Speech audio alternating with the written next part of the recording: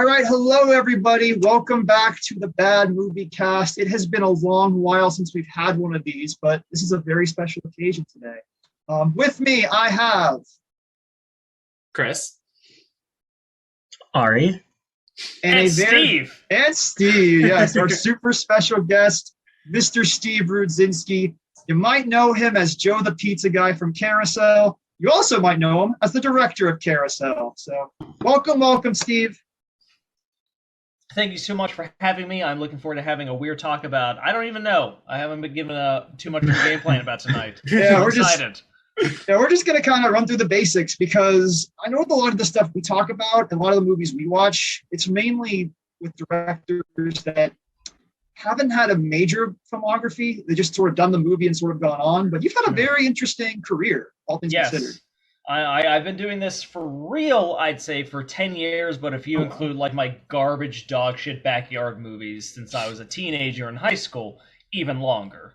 Which, like, I don't really count those as my career, but I fucking put them on DVD and sold them to poor sons of bitches that gave me money, so, like... That counts! I can't say that they don't exist, but in terms of, like, my career, I do consider Slasher Hunter to be my first. Yeah, everybody starts somewhere. Everyone just has a camera and a dream and a story to tell, so absolutely. I can't knock it at all. So I guess we can start there. What led you to start making slasher horror movies as a teenager? Well, I always wanted to create growing up. It's what to create is what changed. So when I was a very young boy, it was I wanted to write comic books, because I like comic books. And then once video games got to become 3D and had voices and shit, I got way more into video games, and so I wanted to write video games.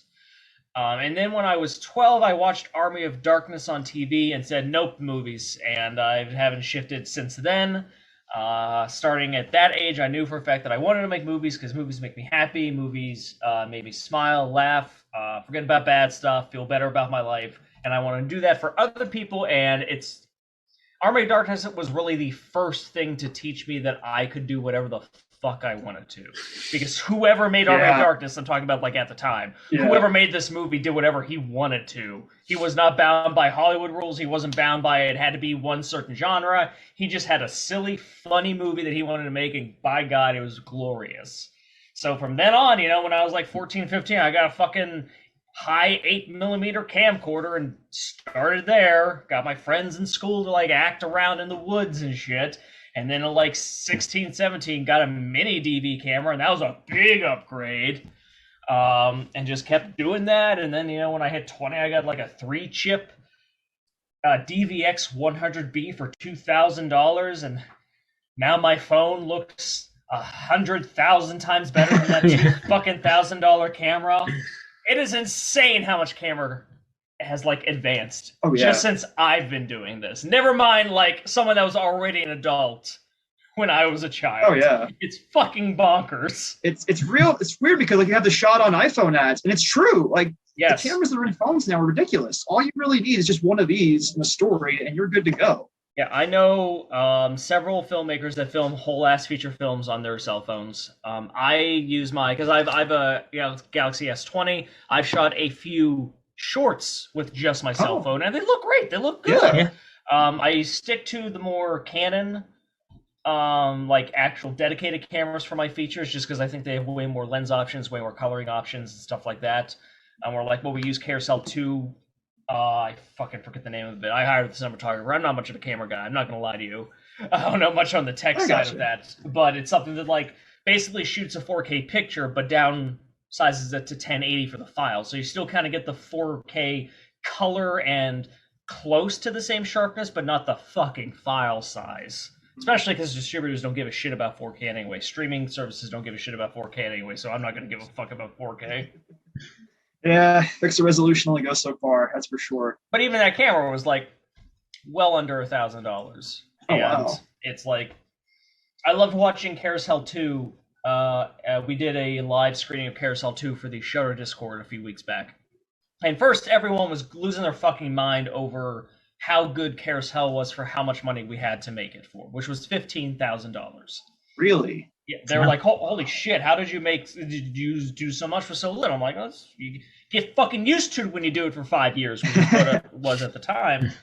And then they watched 2, and immediately, like, 10 people were like, "Oh, I can't believe your budget went up. Like, this looks so much better." Because we had drone shots, we had a bunch of fucking, the lighting was better, the sets were better, the costumes were more on point. And I was like, "Okay, everyone guess how much was the budget for 2?" And they were like, 20, 25, 30,000, 35,000. 30 seemed to be the go-to, and it's actually $8,000. Wow. Because technology got better, I got better, Scott got better, and also, there's a lot that goes into budgeting an indie film, especially Carousel 2, for an example. I didn't get paid because it's my movie, even though I directed it, didn't get paid. Elaine, the co-creator and the star as the villain, didn't get paid. And then Scott Lewis is our dear friend who agreed to work for cheap on this. Got paid, but way less than he deserved. So that helps us keep the budget down and stuff like that. Gotcha. So did a lot of tech transfer over from Carousel to Carousel the Second? A little bit, but not that much. Scott used the pandemic to kind of self-invest in a lot of his own tech and a lot of his own equipment. So he got a lot more cameras, a lot more lights. There was some reused. I have a good chunk of like LED lights, which look great in any setting, and I love them. And they're only like $40 a pop online. They're battery powered, so you can take them anywhere without having to worry about power sources. So reuse some of those. Reuse the Zoom microphone from Carousel 1. But you gotta keep in mind, Carousel 2 was 5 years later, so Yeah. we had more stuff. Even Cody Rook, the makeup effects guy, I'm sure he had new tools and stuff that I don't know about in order to make the gore even fucking better.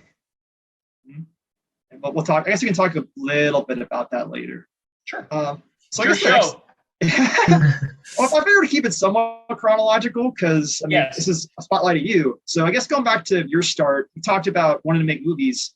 I guess you were focused more on the writing aspect than the directing aspect? I wanted to write direct.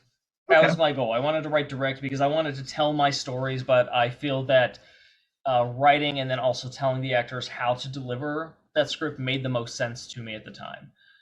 Obviously, when I was younger, and even now, I edit because I'm forced to, or because, it's a smaller budget thing like the Meowies where I can't afford to pay someone to edit, so I just fucking do it myself and get belligerently drunk because I hate editing. But for the most part, that's always been my core focus is write direct. That's what I want to do. Sorry. Oh yeah, well, when you talked about a few times, like you wanted to write things, started with comic books. Was writing always sort of your main focus? I guess. Well, and what turned you on to writing in general? Well, before I realized, especially with movies, that there was like more to storytelling than just writing words to page. With comic books, I couldn't fucking draw, so I'm gonna write the comic books. With video games, at the time, I was a child, I was like, I don't know what the fuck coding is, but I think I can at least write the story. And then with movies, it's just like, oh, I can actually learn how to fucking direct and talk to people and lead them and have all these organizational skills and all this like self-motivation and that sort of stuff. It was just kind of a realization to, again, a child that didn't understand how the world really worked. I just knew what I liked. Did you write a lot of stories as a kid just to kind of prep yourself? Absolutely. Not even on purpose. Just like that, I had a not good home life, had a terrible mother. I was very lonely, not allowed to have friends. So I had in very intricate storylines with all of my action figures. Whenever I was alone, I would very, very poorly draw comics, but it was just to tell some sort of weird story. I had so many goddamn fan characters in every possible media that I liked. So it was a lot of that. None of it was good, obviously, but... Hey, you gotta start somewhere. So get the seeds of storytelling and brewing, I guess. Get a nice rate of board. Yes. So you kind of started out, and I think your first major film was 2012. Correct me if I'm wrong. Slasher Hunter came out in 2011. Oh, okay. Everyone Must Die was my first reattempt at a feature in 2012 after I completely failed at making a feature in 2007 with Basic Slaughter. What was the difference between the first go round and the second go round? Experience. It was just completely my fault why Basic Slaughter was a bad movie. I was in over my head. I didn't know how to handle that many actors on set with that kind of scope. Even though I kept the scope relatively small, you kind of want to write within your means, and I still did that for Basic Slaughter. But at the same time, it was my first time, so I didn't know exactly what I was doing. Bad at describing to actors.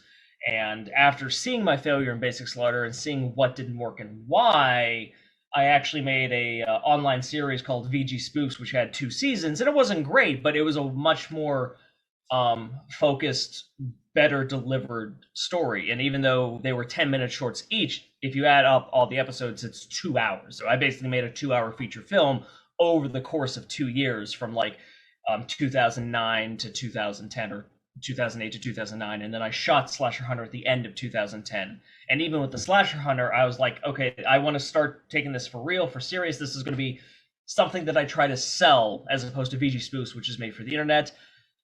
Let's make it a short, though. So Slasher Hunter is only 30 minutes because I wanted to make sure I could do that. And then when people liked the Slasher Hunter and I was able to deliver kind of my vision of what I want to do, that's when I finally said, all right, fucking feature time again. Let's go.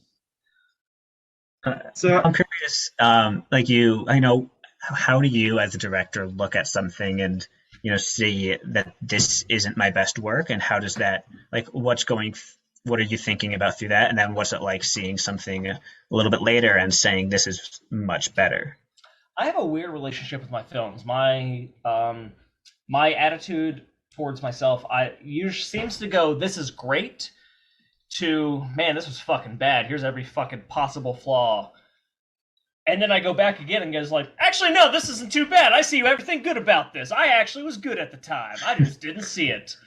But it's a mix of what I think doesn't work upon repeat viewings and taking negative criticism that is actually criticism, not just shit talking. For example, like Everyone Must Die, one of the most fair and genuine criticisms was that there was way too much exposition in Act 1. It was way too slow, and there was this one period that was just talking, and it was boring, and they were right. And for the very next film that I did, Super Task Force, it was basically a superhero origin film, which meant there was going to be exposition, but I tried to at least do it in a way that was more entertaining, even though there was still basically going to be a monologue exposition scene. And I did way better in Super Task Force. And then in the next movie, Captain Z, while there was a lot of exposition, I basically split it up into like 3 or 4 different parts of the film, so they were in smaller bursts, and the action and the plot and the characters could keep moving. So when you say like something like is better or worse, you know, when it's your own film, are you looking at it like your opinion, or are you sort of relying on others, or is it a mix of that? When it comes to that, it's mostly just my own opinion. Like if I'm ranking my own movies, I'm doing that just based on my own subjective taste of what I like, what I enjoy the most, just from an entertainment aspect.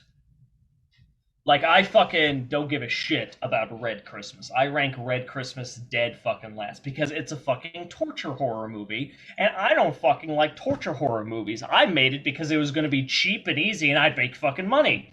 I was right. But even then, sometimes I'll be at a convention and a fan, total stranger who I don't know, will come up to me and outright say, "Oh, Red Christmas is my favorite movie that you've made. Like, I really enjoyed how much it was monologuing. I really liked how you set up so much of the movie on a tripod, even though it's found footage, so that way it's not shaky cam the whole time. I really like how you wrote Tara, the main character, the villain, and I like that she has fun with it instead of it just being horrible gore." And I'm like, man, I'm glad you got all that out of it because I just think it's fucking boring, and not eventful at all. So it's mostly my own opinions when I'm ranking my own films. I think it's everybody, though, because the way we perceive films, how much we like them, it's all our own opinion. And there's different strokes for different folks. Absolutely.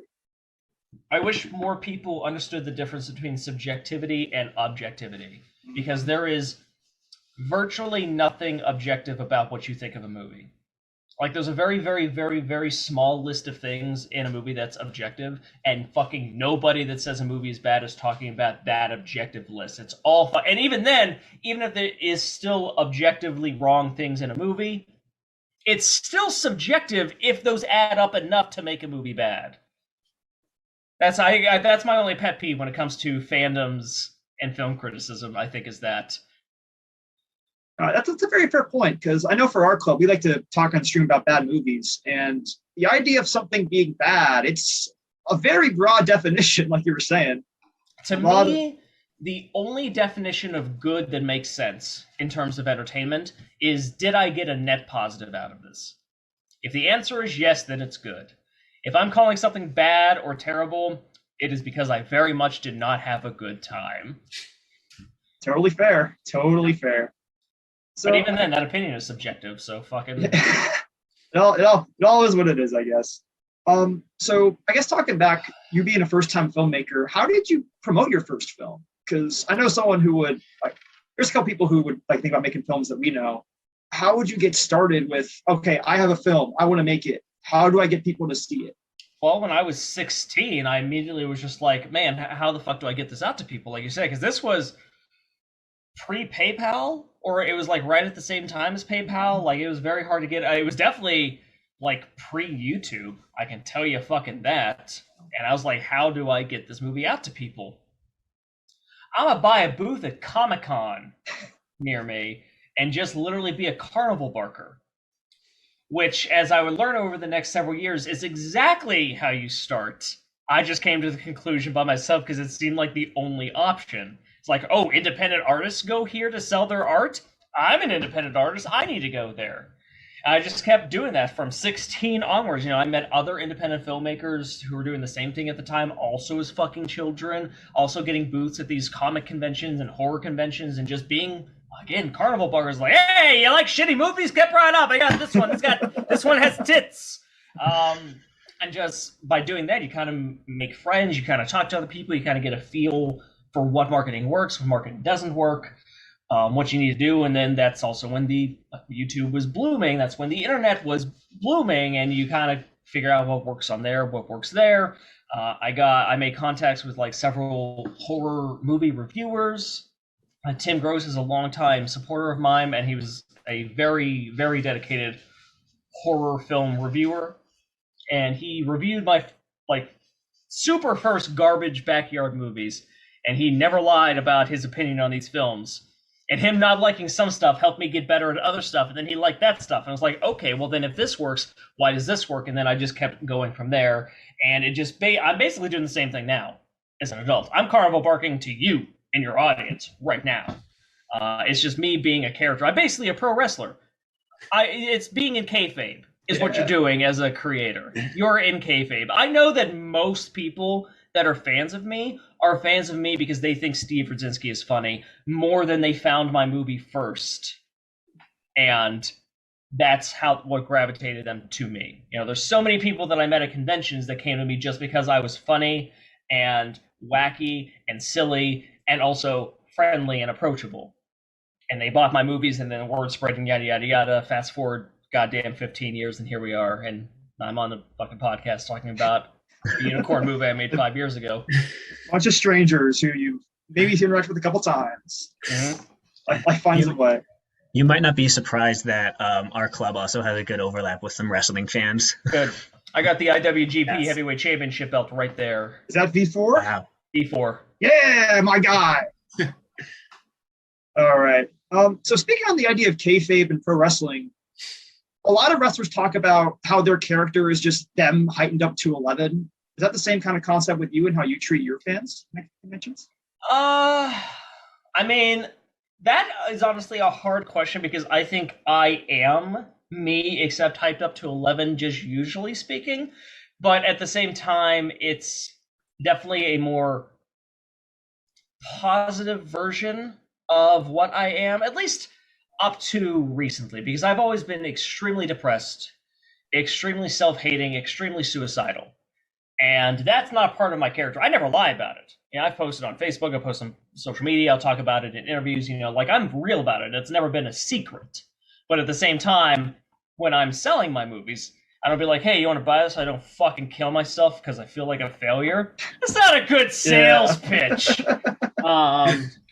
But at the same time, I don't want to make it sound like what I do and how I act at conventions or in interviews is a fake version of me, because it's not. I am silly, I am wacky, I am friendly, I'm very funny, but I would at least say that all that stuff stemmed from the dark upbringing that I had. That if I wasn't this funny, wacky guy because I needed attention badly as a child, that I may not still be here, but that doesn't make the personality false or a mask. It is me, but that's kind of where it came from. Nice. Very glad you're able to manage that and handle that. I try. Yeah. So I guess let's get into it, because the main reason this is cinnamon eggnog with Fireball whiskey, and I'm having a great time. That does look pure good. spice, pure spice. I love it. Nice. So Merry I guess Christmas. yeah, indeed. Never too early for that, some might say. Fuck no, I love Christmas. My favorite holiday. Not wrong. All right.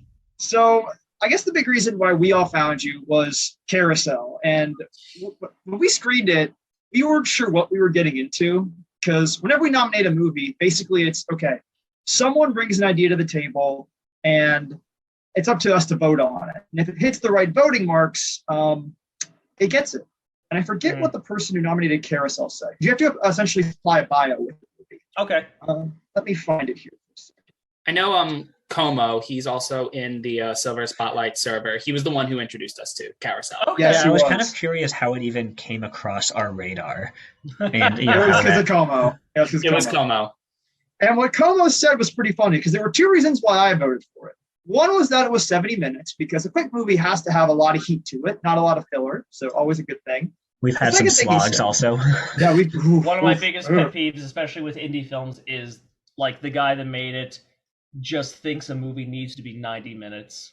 And whatever it takes to get to 90 minutes has to happen, and I don't agree with that. A couple of my movies run a little longer than they should. I'm not going to say that I'm immune to this, but overall, like, Carousel is 69 minutes in the uncut version, 67 minutes on Tubi. But you know what? A lot of people don't realize that, like, IMDb and most professionals, anything over 45 minutes is a feature.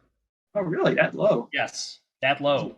I think I don't even fucking remember what it was, but there was a kids movie that was released theatrically by a major Hollywood studio when I was a kid or teen. That's why I don't remember. But it was only 60 minutes long. It was like 62 minutes. Theatrical release feature film. Over 45 minutes. It's a feature. Yeah. Yes. Oh, the description was this. A Nazi carousel horse relentlessly chases after an asshole child. And with a tagline like that, you just can't lose. So I guess speaking on that, where did the idea for this come from? What led you to talk about a killer carousel unicorn? The idea came from Aline Isley, the co-creator. She will outright say it was a shower thought. She was thinking of the scene from Mary Poppins where they're on floating. Oh, I thought you were going to say Psycho. No, even more innocent. And she came to me and said, "Steve, I have an idea for a movie." And I went, "Fuck, okay, what is it?" Because you hear that 100th fucking thousand times as a filmmaker. And she came to me and said, "We need to make a movie called Carousel, and it's about a killer carousel horse." Wait, no, killer carousel unicorn. And I perked up with stars in my eyes. I'm like, yes, this is an actual fucking idea. It's got a great title. It's got a great silly concept. I'm into this. Oh, but wait. Okay, Aline, what's his motivation? Because that's important. That is going to drive the plot of the movie. Like, what is the plot going to be? So she sat there for a moment, and she used to work in a major amusement park. And she was a ride operator. She saw a lot of people abuse these rides. So I think it's a very personal story when she immediately responded, okay, some fat piece of shit kid is just abusing him so bad that he breaks free of the ride to kill that kid. Like, okay, it is a revenge story, and the unicorn is the protagonist. Done. And then from there, we kind of worked on the very, very basic outline, like throwing out ideas. I was like, we need a Loomis for the film, because we're kind of doing a slasher film, so we need a Loomis, but it should be a park mascot. And she said, okay, it should be a cowboy. And I was like, okay, his name's Cowboy Cool, and the thing that makes him cool is a leather jacket. Boom, that's an official character now. That's how that happened. And then after we came up with the outline, we came up with a character list and just character ideas that either made her laugh or me laugh or both of us laugh, and then we just wrote the fucking screenplay. And it is crazy how many characters just seem so simple to come up with, but just go for miles when it comes to comedy value. Mm-hmm. Like the pizza guy, like the brony guy. It's something you wouldn't think is really all that funny, but just keeps on going and going and going and going and going. That's what I would absolutely pat myself on the back for that. That's what I do with almost all of my movies, is that the characters that I write are characters. For better or for worse. I know some people hate him. I know people that fucking hate the pizza guy. They're like, they like the movie, but they fucking, I mean, I agree. But like people, I mean, it happens even with other stuff. There's people that don't get these movies. There's people that didn't like Carousel 1 because they thought it was a serious film and didn't understand it was a comedy. There's people that gave it a negative rating because they were like, "Oh, why? It's so cheap. Duke doesn't move at all." And I'm reading it, it's being like, "That's the fucking joke. That's the fucking point. You can not like it. That's valid. But saying it would be better if he moved would completely negate the purpose of Duke as a joke." So what but- movies? Oh, go ahead.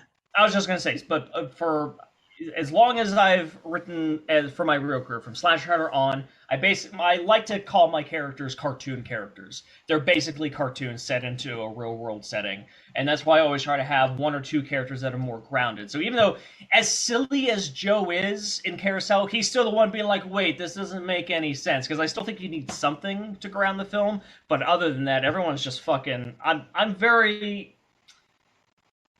inspired by Ernest P. Worrell, and he was a live-action cartoon character. So that's how I make a lot of my movies.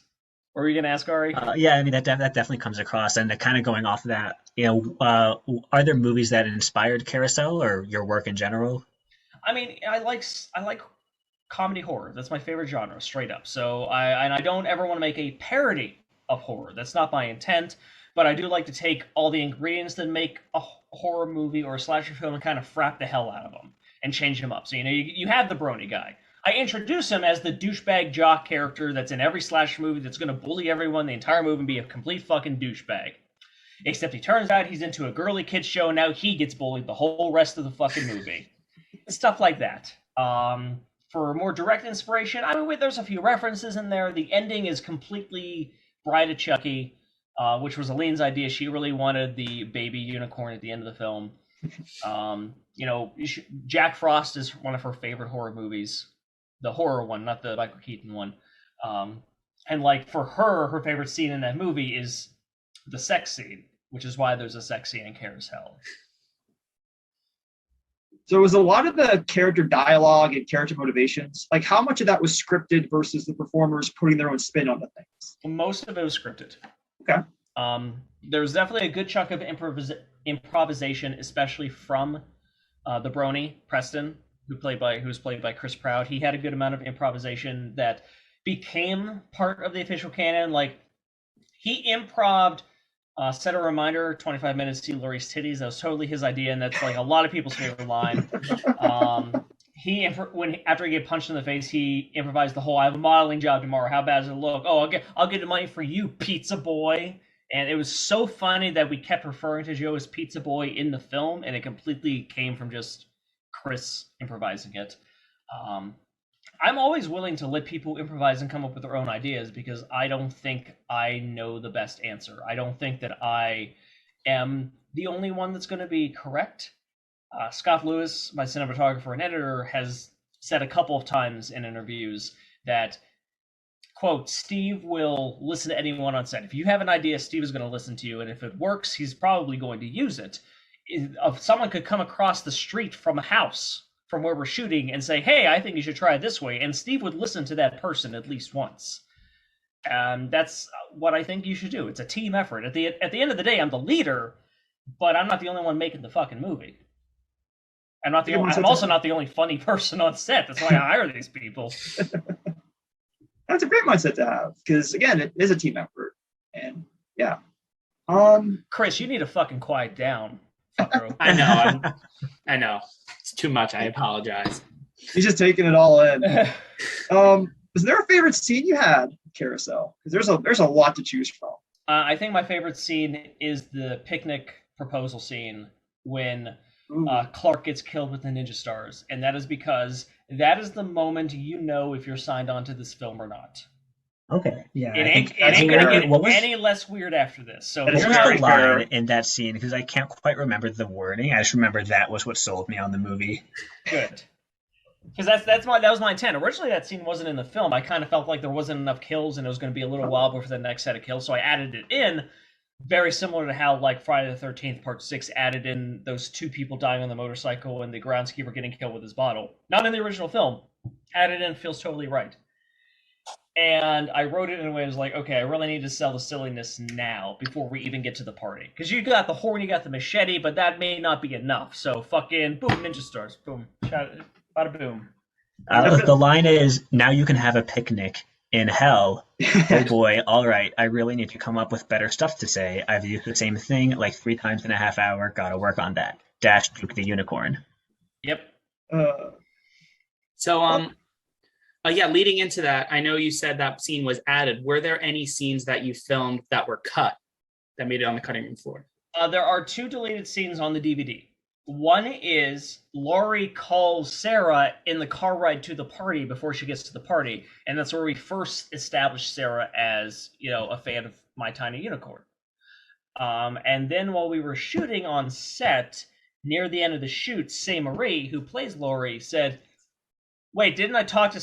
I'm saying that this phone doesn't have service because it's not a phone, but didn't I talk to Sarah in the car right over here?" I was like, "Fuck." Yeah, you're right. So we had to fucking cut that because otherwise the entire reason why she doesn't call the police makes no sense at all. That was just me being a bad writer. I got no excuse. I just had 2 joke ideas and didn't even look at my canon of the fucking movie I was writing. And then there's just the scene of the extras that you see at the party all die. They all had a death scene. They all got more arrows, and one of the extras, Sugar Tits, actually got the arrow in her eye, and it's a great looking effect, and it looks amazing. I hate that we cut it, but we had to cut it because this house that we were shooting these rich motherfuckers, their house had 2 living rooms and a dining room and a kitchen. And when we were wrapping up with the extras, because I like to wrap people up kind of chronologically in order, and I was planning ahead, I was like, okay, we only have the extras for 2 days, so we'll kill them all day 2. And okay, so I'm picturing Duke comes down the stairs and he comes through the kitchen into the dining room into the second living room. So we're like, okay, so we kill all the extras in the kitchen, and then we get to the next shooting day when everyone's gone, and we're figuring out the blocking of where I need to run with Laurie to. We were like, it makes no fucking sense. If Duke moves this way, how do you get to where you need to get to in the kitchen in order to run past him? Fuck. So he kills everyone in the second living room, and then you run into the kitchen, and that's where he runs into you. But because of that, we couldn't use any of the footage of killing extras in the kitchen. So it's on the DVD, it's on the Blu-ray at least, and we only lost 1 good kill, that was Sugar Tits, but we had to cut it just because of practicality reasons. And, we were low budget, so I couldn't, afford to bring all the extras back just to reshoot all of that, just to kill auxiliary characters that didn't even have fucking names. Some of the sacrifices you have to make when you're working with this kind of money. I'll tell you what, I appreciate your willingness to keep canon, even in a movie as nonsensical as Carousel, and how crazy it gets sometimes. I very much overthink. Some people say it's a positive. I think they're probably right, but sometimes it can be a pain. I think way too much about story and canon when it comes to my movies. Way too much. Fucking some random person watched all of my cat movies and tweeted at me, and it's like, I just finished watching the 4th Maui movie, and it is fucking insane how all these movies actually matter, and all the stories lead up to this, and scenes from even the first movie come back and matter in this 4th film. I've never seen another talking animal franchise that actually cared about its story like this. I'm just like, is it a good thing that I cared this much about the talking animal movies? I'm glad I did, but at the same time, we're being objective. Maybe I'm a little bit of an insane person. No, I think it shows you really care about your craft. You really care about making stories that make sense. Well, thank you. Absolutely. Let's see here. Oh, Duke's voice. It is unique. It is very cool. Is that just the actor that would how did that voice come about? Oh, the voice for Duke. It was basically a case of I was picturing this older kind of cynical guy that can take care of business, but he's just a little bit over the hill. And so when I explained to the auditions, because we had the most auditions for Duke, we had more auditions for Duke than any other character in any of my movies. Everyone wanted to be the new horror icon, which fucking means nothing these days, but whatever. That's what they said. But my pitch to the audition was, I'm thinking Metal Gear Solid 4 Old Snake. And we had a lot of great auditions. We had people that were literally doing David Hayter impersonations, which were very good. But if I just wanted David Hayter to do Old Snake, I could have hired David Hayter to do Old Snake. So Steve Rudzinski, who was already a voice actor in a lot of different stuff prior to Carousel, he kind of hit that exact sweet spot where it was an original voice, an original take, but he had that level of cynicism and I can take care of business. I keep on saying, if Carousel ever got bought out by a Hollywood studio, it would be in the contract that Steve Peachy still has to play Duke. Like, do whatever how you want else with the franchise, but you got to keep Peachy as Duke. No one else can play him. It's like the Tall Man when Universal came for Phantasm 2. They're like, no, you're using fucking Angus as the Tall Man. We'll replace fucking Baldwin, whatever the fuck his first name is. Any pick your poison at this point. Yeah. So going off of that, I know you said going into movies you were very passionate about writing and directing, but you also act as the pizza guy himself in Carousel. So I'm very curious, how did that end up to be? Well, growing up making horrible backyard films, you're forced to also act in your own movies because you have a limited acting pool, and especially a limited acting pool of people that would take it seriously enough to show up enough to finish the movie. So a lot of guys like me were acting and starring in our own films, even when we didn't want to. So I learned a lot about acting from that point. I did Everyone Must Die. Well, I did Slash Hunter, where I did want to act in it because I played a Freddy Krueger parody, and I always do Freddy Krueger parody jokes all the time, where I just make a super lame joke and then I laugh like Freddy or something like that. Then in Everyone Must Die, I wanted to hire someone else to play Pete, but at the end of the day, due to limited budgets, I was like, okay, I can play this character, and that saves us $200, and he's not a major character, so I can do that. One of the people that acted in Everyone Must Die is who ended up producing Captain Z. And he thought that I was so funny in Everyone Must Die that he really, really pushed me to be in Captain Z when I didn't want to be in Captain Z. Like, the original idea of Captain Z was there was a pirate and this fucking dumb character that was going to go on this adventure together. I'm like, no, you need a third character that isn't fucking stupid, because you're both stupid. You need someone that's going to explain the plot and what's happening to the audience and to these two characters. So I wrote this, like, cool, suave professor character that's been doing wacky shit, supernatural shit before, just so there was a driving force. And the producer read that and was like, oh, you have to be this cool character now, even though you're writing and directing. I'm like, God fucking damn it, I don't want to fucking star in this huge-ass fucking movie. And I fucking wrote this character to be cool. Now I'm playing this cool character, so that looks awesome for optics. So we got to Carousel, and it was basically a case of Elena and I wrote the script, and she said to me, you have to play Joe. Fucking Joe is the perfect character for you. You wrote yourself as Joe. I'm like, no, I don't want to fucking be Joe. I just acted in Captain Z. It was a goddamn fucking nightmare to act and direct in a movie this size. I don't want to do it again. I just want to direct. Cinematographer reads the script. He says, Steve, you gotta be Joe. This fucking character's hilarious. You're perfect for Joe. You would be perfect for Joe. I'm like, I don't want to be Joe. I'm not gonna fucking be Joe. No one's gonna fucking make me be Joe. Fuck both of you. Then the producer, who was paying for the whole movie out of pocket, read the script and said, Steve, you'd be hilarious as Joe. You should be Joe. And I said, yes, sir. Absolutely. You're right. So that's why I'm fucking Joe. And I didn't have a good time. I'm not going to lie. I was stressed out. I was miserable because I had all those fucking lines, but also having to direct all those actors and all those locations and all those kills. But you know what? At the end of the day, most people say they love Joe and they love me as Joe, so I guess everyone was right. But that's how I became Joe. It was not by choice. I was forced into it. Story. Well, you were wonderful as Joe. And Thank you. fun fact, when we did screen the movie, we were like, oh my God, the pizza guy's great. And then by the end of the movie, Hen was like, oh my God, wait, the pizza guy wrote and directed this movie. Like, I was on Letterboxd looking, I saw Steve Rudzinski directed, Steve Rudzinski is Joe, and I'm like, what? I couldn't believe it. Here we are. So. Well, thank you. I think Joe is where you see my most, until the Meowie movies, that's where you see my biggest earnest inspiration, where I looked up to Jim Varney a lot as an actor. So yeah. A lot of facial features, a lot of facial emotional acting. Ditto Bruce Campbell. A lot of physical stuff too, because it's very, what's the word here? He's not funny because of what he says. He's funny because of what he does. Yes. How he responds to situations, for sure. So would it be weird to say that Carousel is like your premier IP out of everything? Like your golden child? It's that or the Meowies. Carousel is much more widely known and is the bigger franchise now that there's two, I guess. But like, Yeah. if you search my name on Amazon, it brings up other talking animal movies that I didn't make, and that's how fucking connected my name is to talking animal movies now. Wow. And that is a goddamn victory that I will hold above my head.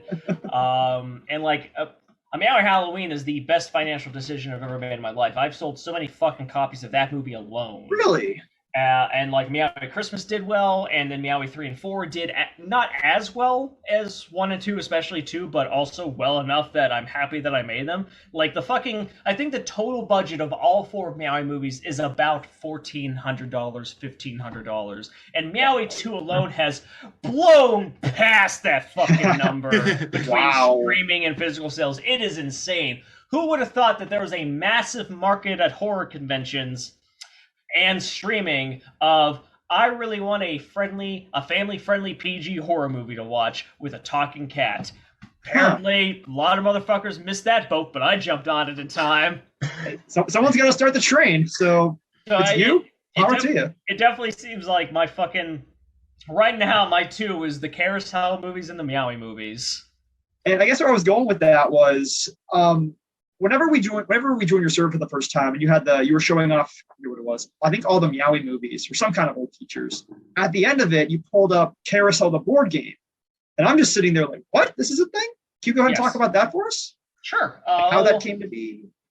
Well, when Everyone Must Die came out, someone else approached us about doing an Everyone Must Die game, and it was like this card game where it was like points based, but you like played cards to gain points, and then when the game ended, whoever had the most points won. It was pretty straightforward. It wasn't that interesting. There's a few fun things, like you picked which character you were, and you got bonuses for that. And one of the characters is a rapper in the movie. So if you played a card that rhymed with the card that was played before you, you got extra points. But that's as far as the interesting, fun stuff went with Everyone Must Die. It was pretty straightforward, whatever. But I always like the idea of like multiple forms of media for what I do. So that way we can try to use it as a marketing point, but also for something that the fans can enjoy. So Aline and I have talked about Carousel the game since Carousel 1 came out, but we never knew what the fuck to do. We never had any idea. So earlier in the year, one of my friends, Seth Robertson, outright, like we were in a call, we were playing something, and he just said, so if you guys made a Carousel game, what would it be? And we kind of just talked it out. And my main point was like, there are those horror games where like it's a board game and you're running from the killer. I don't want that because people want to be Duke. So what can we make where you can be Duke or the pizza guy or Cowboy Cool? Like what kind of game can we come up with that people can actually play as their fan favorite characters? And at the end of the day, Aline and I are huge fans of deck building games. We love deck building games, and especially the DC deck building game, which is a very simple to learn, potentially difficult to master type of deck building game because it doesn't have a whole lot of gimmicks. It's very straightforward with most of the stuff being on the cards, but there's a lot you can do with combos and setups and yada yada yada. So I outright said we should make it a deck building game. We should make a Carousel deck building game. So we looked at like several of our favorite deck building games for inspiration, for ideas, for how the cards work. We stuck with the idea of, okay, you play as characters that give you different bonuses. Duke, you get extra points. You get if you play magic cards.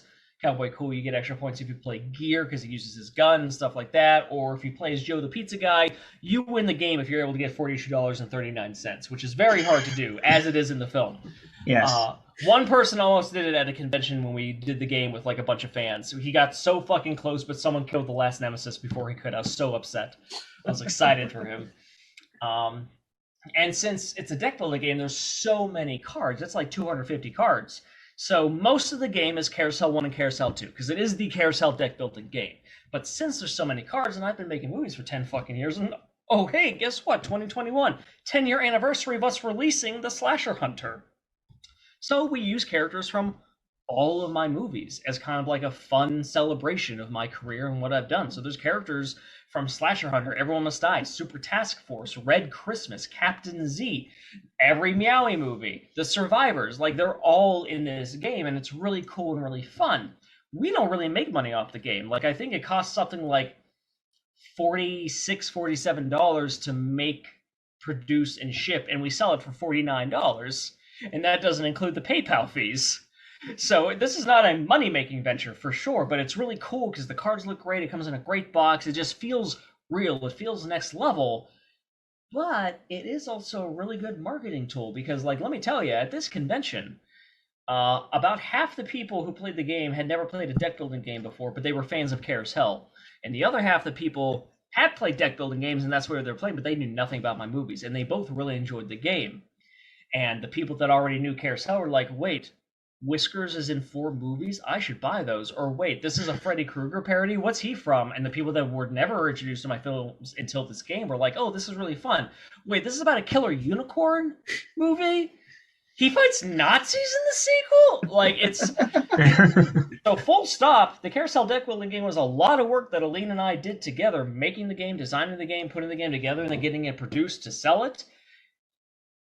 We loved the game. We loved games. We wanted to make something that was a game for people to play, but also it is 100% an advertisement. This is fucking 80s toys right here is what we're doing. Yeah, knock it. And it's free on Tabletop Simulator for those of you. Oh, it's free. Yes, on Tabletop Simulator, you can search Carousel deck building game, bring it up, download it. Rules are in there, cards are in there. You could fucking have a grand old time. Crazy. Well, I think I have to do that sometime. I'm just picturing you at the convention after the game's over. Like, so you like these movies? Well, with a cardboard box of all your Blu-rays, yeah, all your pretty much. DVDs. Yeah. Very good. Have you thought about branching out to other merchandising aspects, or is just the deck building game enough? I've been doing a bunch of different merchandising ideas for as long as I've been making movies, and I don't do them anymore because they're complete money-losing failures. Really? Yeah. I've done so many different things that, from soundtracks to alternate poster art to t-shirts to wallets. A bunch of different ideas. I have thrown everything at the wall because you never knew what was going to work. And for the most part, none of it fucking worked. Like you'll hear 100 people say, man, I wish I could buy the Carousel movie poster. I wish I could buy a print of that. So I order 111 by 17 prints of the Carousel movie poster, and fucking 4 people buy it, and that's it. And then the rest fucking collect dust.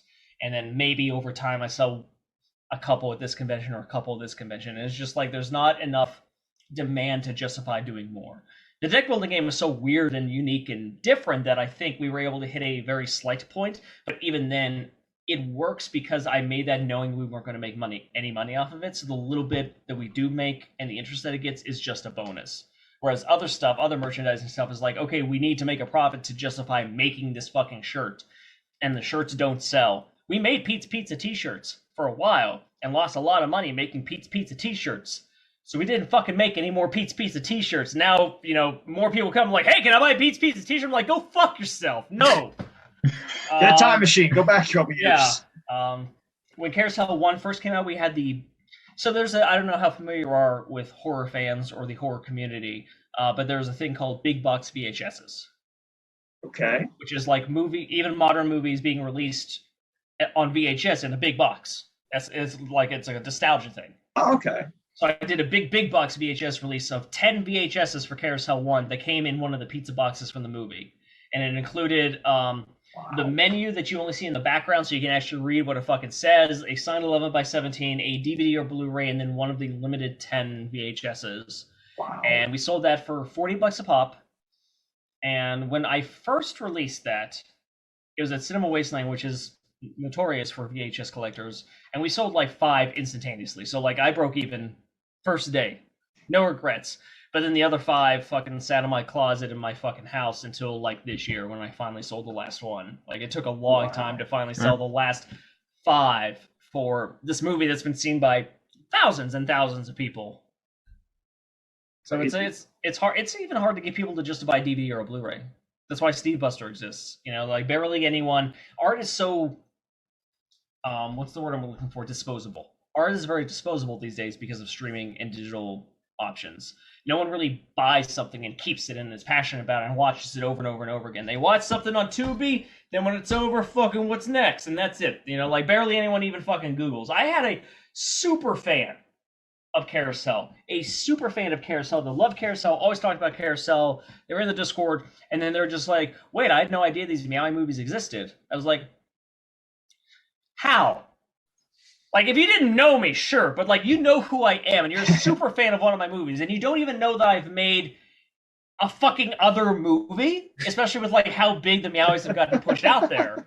And it's like, I wasn't mad or anything like that. Like, it's not a big deal. They were a fan. I appreciate the support, yada, yada, yada. But it's very, it's a realistic reminder of how little people care.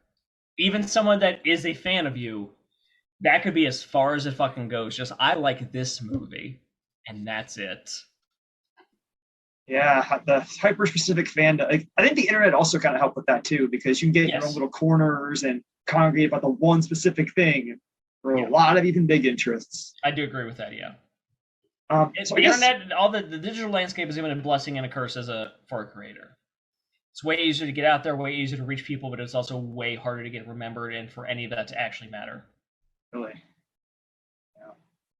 So I guess kind of dovetailing off of that, you mentioned the Carousel is on Tubi, it's on Prime. What's the process for getting a movie on there? Well, originally you could just submit to Prime directly for a while. They had the Prime Video Direct dashboard for creators. So when that first came out, it was a fucking godsend. Like, holy fucking shit. We made so much goddamn fucking money off of Prime. It was fucking stupid. I made so much money off of Super Task Force because they used to pay like 14 cents per hour streamed, and that shit fucking added up. Then it became 10 cents. Still a lot of money. And then it became 6 cents. A lot less, but you know what? This is fair. Like, they were overpaying at the 14 cents. They were overpaying. Then it's 4 cents. Now they pay 1 cent per hour streamed. Also, they're throwing a lot of indies off the fucking service with no recourse, no reason given. And I don't just mean like guys like me. I mean like independent studios and like smaller distributors have posted about being like, they just took down 200 of our fucking movies. Like, we can't fucking pay the bills to keep operating now. And they didn't warn us. They didn't say why they took them down. We can't resubmit them. Amazon has fucked indie movies. Aside from that, so there was a great aggregator. Either, like, there's two options. Either you can go through a distributor, which means you aren't going to make any money. Full stop. You're not going to make any money through distributors. It's going to be very, very, very, very hard because they charge a lot of upfront fees for new trailer, authoring the first run of DVDs, new artwork, and some of them charge way more than they fucking should. Carousel 1 is still in the red. Even though it has a ton of fans and has sold a ton of fucking copies and has been streamed a ton of fucking times on every streaming network, still in the fucking red, which is one reason why Carousel 2 exists, so that Aline and I could try to actually make some money off of this idea that a lot of people love, which has worked. But the other option, and that's not to say distributors are a bad option you should never do. Distributors do get your movies out there. They do have a lot of connections with like a lot of reviewers, and sometimes you can even hit the really lucky home run by getting like a C-tier deal with Walmart, which means every Walmart in the country buys 1 or 2 copies and you instantaneously make $20,000 before the movie even comes out. That can happen. Wow. To be clear, that can happen. I was hoping for that with Carousel 1 because then we've been like, boom, we fucking broke even instantly. Didn't happen.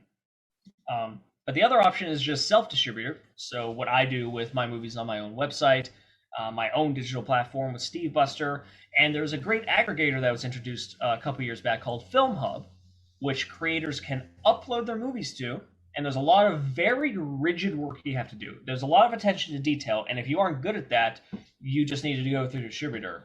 But if you're willing to do the work and put in all the effort into your key art and have your font size correctly and have the captions made and you submit it, Film Hub actually is a great middleman that goes to all these streaming websites that are shopping around for more movies for their service, and especially with something like Tubi, which is owned by Fox. It is a major streaming service, but they are desperate for more content because right now they are super losing in terms of subscribers, even though they have 20 million subscribers.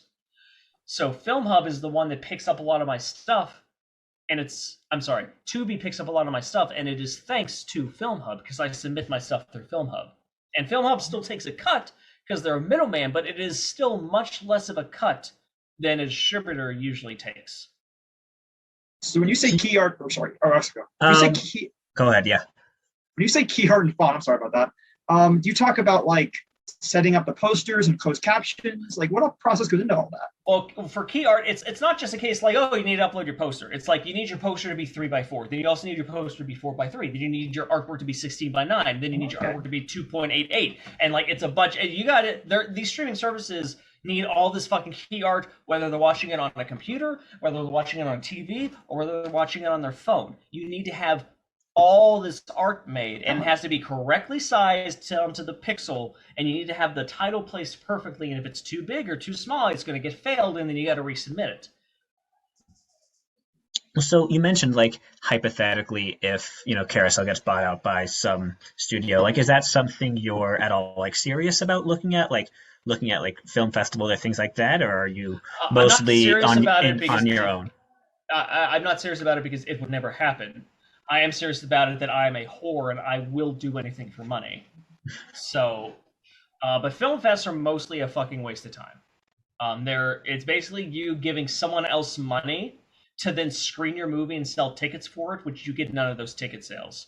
Unless you get into like one of the top like 3 film fests that the studios actually fucking go to, like Sundance, it doesn't fucking matter. You can have all the goddamn wheat on your poster in the world, and that doesn't mean a goddamn thing because no one was at that festival to watch the movie that so happens to be a buyer from a major fucking studio. So if you want, and there's nothing wrong with wanting the wheat to like look more legit, and it does help with marketing, especially if you go through a distributor. There's no denying that. But if you're going to be self-distributing anyway for the most part, and you're not getting into one of the major film fest markets, it's just a waste of fucking money. It's literally just, I don't want to say it, but I'm going to say it because I had a drink. I had one too many vodkas. It's just fucking narcissism, it feels like. Like you're better off as a creator instead of spending money to get your film to show at a fucking film fest, of which there are fucking thousands, so who fucking cares? You're better off trying to get your movie screened at a convention, which you submit to for free most of the time. Some conventions charge because they're also a film fest, but they're still a better option than just a film fest. And then if you get your movie screening at that convention, you get a fucking booth at that convention because now there's people watching your movie at the convention and you're actually there where you can sell the fucking movie to the people that just watched it. Otherwise, you got people watching your movie at a film fest, tweeting about it once, and that's as far as they fucking go. They aren't buying the movie online. They aren't fucking renting the movie digitally. They aren't, like, going out of their way to support you. They just watched it at this festival with fucking 20 other movies that's all going to blur together now. At least at a convention, they watch Carousel, they walk outside, they say, "Oh, you're still a pizza guy." I'm like, yeah, give me $10, fucko. So you're content with being that sort of, on the independent route? I mean, if I am offered the position or the money, yeah, obviously, I would take it. But at the end of the day, I'm not pessimistic, but I am realistic, and that just isn't something that's on the cards unless I get very, very, very, very, very lucky. There's a chance that fucking someone could be watching Carousel on Tubi, or when Carousel 2 eventually gets to streaming, they catch it and they're like, "Oh, we need to fucking get this guy." But the odds of that happening is 1 in 100,000, and the other 999, and the odds are other independent filmmakers also doing this shit every goddamn day like I am. If my dad was fucking Harrison Ford, yeah, I'd be in the big leagues, but that's not the case. My dad is a fucking electrician that wasn't in my life until I was an adult. I appreciate the perspective. It's something that a lot of people don't really see. Like we see people making movies, and it's like, oh, this is fun, we can do this, but there's a lot more that goes into it. That's the thing. Like what I do for 2 reasons. One is, and I'm being genuine with this. This isn't kayfabe. I remember how much movies would make me smile when I needed it, and so it's really important to me to be able to tell these stories and tell these jokes and make other people laugh and smile and feel good in this fucking nightmare we call life, even if it's just for an hour to an hour and a half. Like, that is honestly really important to me, and I like making people laugh. I like making people feel good. I've always liked that in my entire life. But the other reason is I need fucking money. So I have a house, I have a car, I have a pet, I have hobbies, like I have video games I need to buy, I got toys I need to buy. I just got the Halloween 3 on 4K from Shout, got the poster hanging up right now, looks fucking great. So I need money. That's the second reason. And so that's the thing some people do forget, is that this is a business as well. It is not just art. I think everything is art. I have a very loose definition of art. To me, art is just the application of human imagination, period. There's not any fucking bullshit where like, oh, this movie's art, but this isn't. No, it's all fucking art. But it's also all products. It's also all capitalism and a business.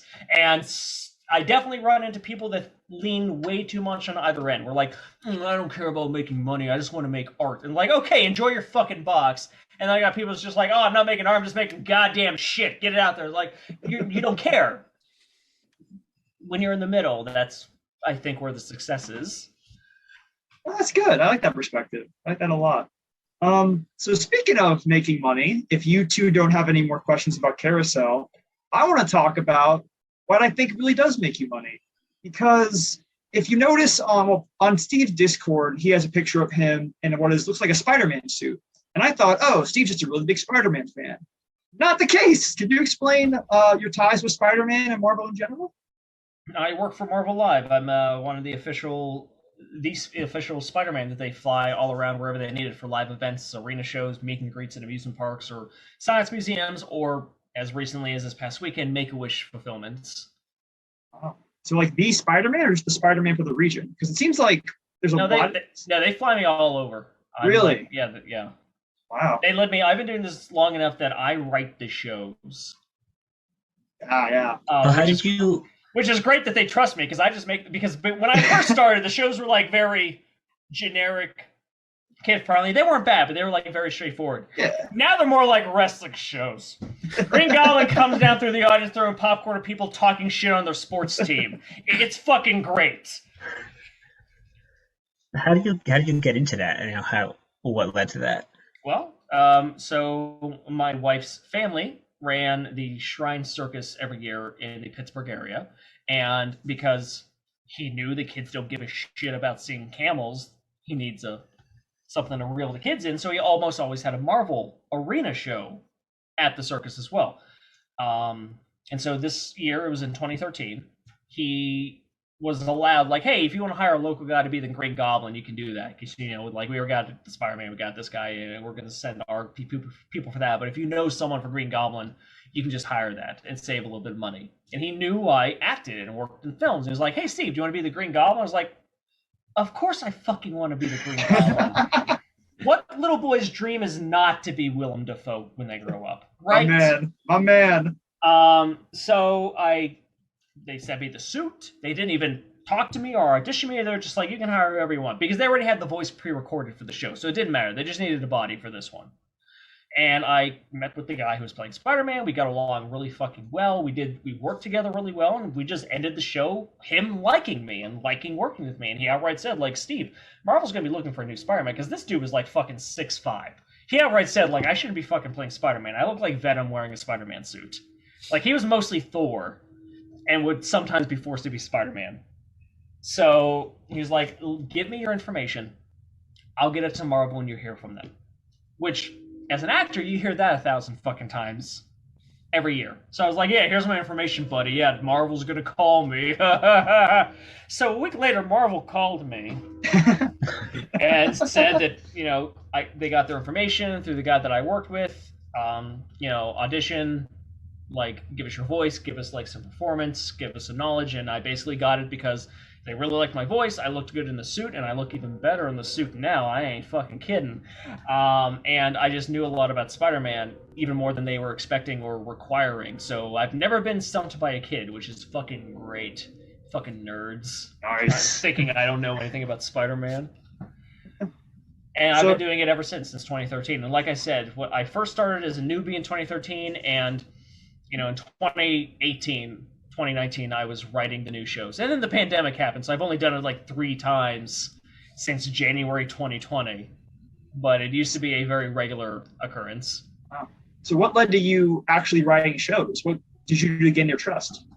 I mean, just the old guard was falling off and the new guard was left over. It came to the point where, aside from, I think, one other guy who comes and goes, because sometimes he's also an actor, so sometimes he's a lot of like very long-term gigs. He's the only one, to my knowledge, that's been with the company longer than me, that's still with the company right now. So it's just a case where, like, I've sent them clips of the shows when we were performing and stuff. They were like, oh, okay, so the client wants a new show. Steve, can you write it? And I'm like, yeah, let me write something. And then that was for the first one at the Shrine Circus, that they let me write it. I mean, that was the first one, not the first one at the Shrine Circus. I misspoke. And the client, when the Goblin started insulting the sports teams directly instead of just generic I'm a bad guy stuff, the boos were so deafening that the client looked at me and said, I've never heard a reaction this strong, Steve. I'm like, yeah, I know. So then when I beat the Goblin's ass, fucking through the roof. Like, it was amazing. Clients' feedback to Marvel basically let them know, like, oh, Steve's got this. He knows what to do. The very next year, I actually did the show as a direct sequel to the previous show at the circus. So the way that it worked was that it was like a 3-act thing with the arena show at the circus. It's only Spider-Man and Goblin for the circus gig. And it's like, Act 1 is I'm up in the rafters like, hey guys, it's me, Spider-Man. Oh, there's the Goblin's laugh. He's around here. And then Act 2 is the Goblin comes out, shit talks. He hears my music. I talk to the kids about whatever the message is, whether it's anti-drugs, anti-bullying, yada, yada, yada. And then I leave. And then Act 3, Goblin comes back out. I confront the Goblin. We fight. I win. The end. But this year, which I'm so glad that I did, it was in 2018. It was the last Shrine Circus, possibly for good. I don't think they're doing it anymore, at least not anytime soon. And it was Act 1.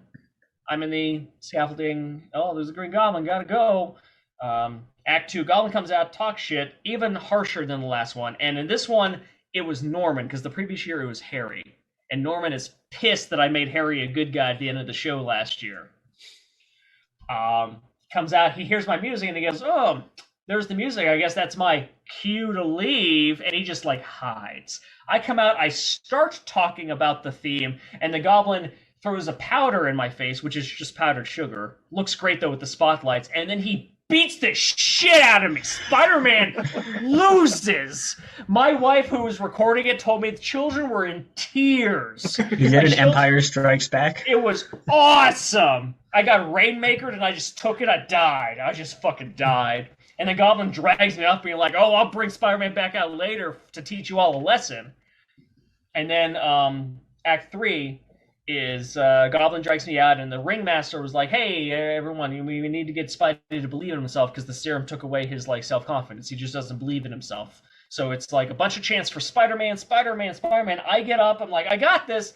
I try fighting Goblin a bit. Then he starts talking more shit. I'm like, Norman, I don't want to fight. You know, it's a little message for the kids. It's not all about violence. And Norman says, you're going to fail these people like you failed Gwen Stacy. And then I destroy the Goblin and almost murder him in front of 10,000 people and stop because I'm not going to let him turn me into a bad guy, and then he gets arrested, and then I say goodbye to the kids. And that was the last show I did at the circus, but goddamn, what a great show it was. Very good storytelling. Very, very good storytelling, I gotta say. Just goes to show how much you care about stuff, how much you're willing to put into it. Yeah. I V-triggered the Goblin as well. And I even did goodbye and good night. Swift. For those who don't know what that is, you talk about Rainmaker and V-Trigger. Those are wrestling moves, correct? Am I right? Yes. Yeah. We basically made Green Goblin Kazuchika Okada and Spider-Man Kenny Omega. I just didn't do the one-winged angel because I didn't quite have the strength to lift him up on my shoulders and then slam him onto what was just ice. Like, there's no soft padding. Oh, wow. For most of these arena shows. Like, they just put down a tarp, or they put down a wood and then tarp. That's what we're fucking falling on. It hurts. Oof, that's like a real ring then. No, it's way worse than a real ring. Yeah, because there's no give. That's right. Yeah. Yeah. Oh boy. When I finally did like the wrestling, because there was a wrestling climax in Meowie 4, because I'm a wrestling fan. I was like, well, everyone's signed on for this insanity. This climax is going to be a wrestling match. Why? Fuck you. And when I finally started taking the bumps in the wrestling ring, I was like, this is nothing. Like after Spider-Man for 7-8 years, this is a fucking bed. And definitely giving, and for those who don't know, also the one-winged angel, that's taking someone on top of your shoulders and then driving their head and neck onto the ground. So definitely avoided some lawsuits that night. Definitely avoided some potential injuries. But in Meowie 4, the only move that really fucked me up, and I'm glad we saved it for last, was that I had the jackhammer done to me, which is, for those of you listening, the Goldberg finisher where it's a complete vertical suplex and then he lands on you as the slam. And all the other moves is like, we did it safely, we knew what to do. Like, obviously it's bumps still, so it's not like it's painless, but it is what it is. This was the one move where I was like, cut, I think I'm gonna throw up. Oh God. Probably just like the real Goldberg, but yeah. My opponent did not cripple me permanently, so unfortunately it wasn't very accurate as a Goldberg reference. Goodness. And you describing those, so that definitely sounds like there's a lot of inspiration from wrestling going into those. Well, yeah, I love wrestling because it's basically a consistent traveling live stage show, except just all the storytelling is people fighting. And I just think that's super interesting and impressive, and I love that shit. So I have a lot of respect for it. If I had more free time and also more disposable income, I would totally legit train to be a pro wrestler and just tour the indie circuit. Like I wouldn't have aspirations of AEW or New Japan, but I would love to do like the indie circuit as like a director character where I would play a super full of myself character similar to a Miz, except also be very honest, like, please buy my movies. I have no money for a sandwich. Yes. Yes. And Yes. filmmaking is actually a very low paying career. And then I would sell my movies instead of autographs at my booth at those shows.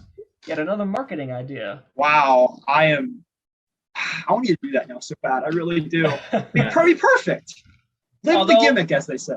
Although I was just voted in the Pittsburgh City paper as a top thirst trap of the city, and I got myself a championship belt for it, so maybe my character would be the thirst trap now. I just always come out and ask who's thirsty. Sidebar for a second, talk about that, because I remember you mentioning that in the Silver Spotlight Discord. How exactly did that happen?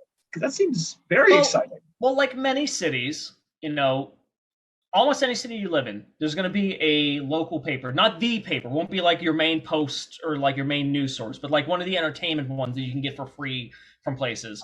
Okay. Almost all of them have a best of the city thing. Like I was in Nashville for a convention, and like before we went down there, we were laughing and making fun of how many categories the city paper in Pittsburgh had for best ofs, and then Nashville had like double that. And we were like, what the fuck? Like, this is fucking ridiculous.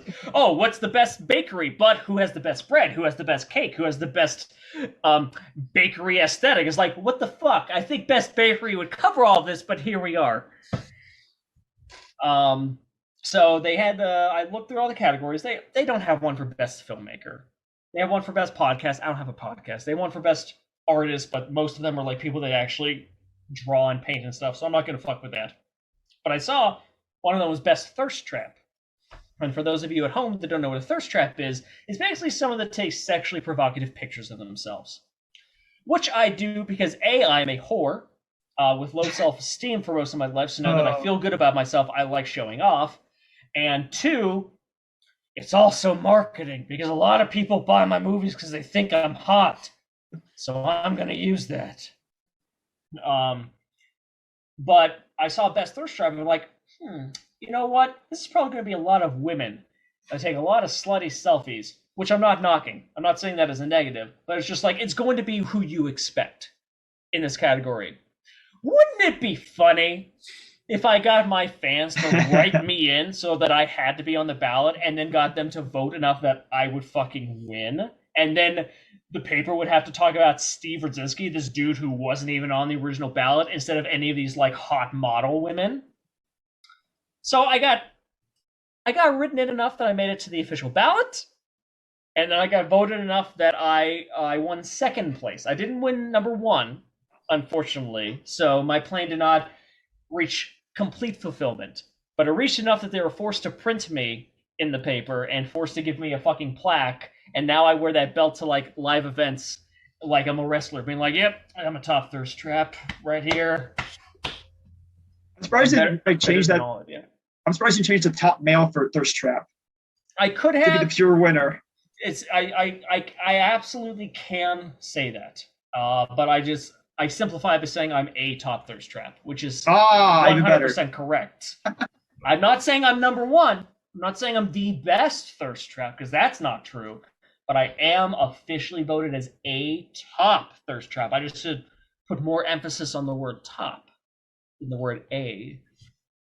The grammar Nazi in me loves that. I got the pitch perfect. Thank you. Oh, man. So I guess we can move on a little bit and talk about Carousel the Second, because that came out, I believe, earlier this month, correct? It came out on 9/9 because I wanted to share the release date with the Dreamcast.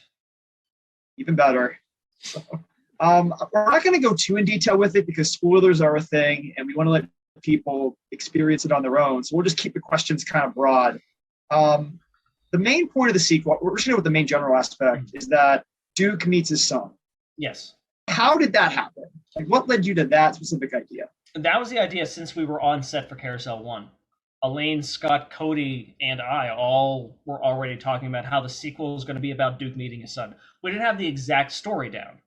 Like some of the early ideas was just like, it'll be Duke killing people on an airplane, and we keep cutting to his son at the airport being like, I can't wait to meet my dad, which obviously is not what we went with. But the story of Duke meets his son was always the idea. In a more general statement, I always had the trilogy concept in mind because I don't hate, but I like sequels less that are just the same movie again.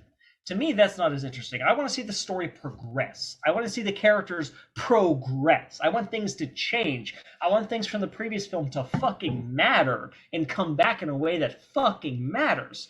So I always envisioned that this sort of like trilogy concept, and I'll make 10 carousels if they make money, but I had the character arc in my head of the first film is Duke asking the question, what am I?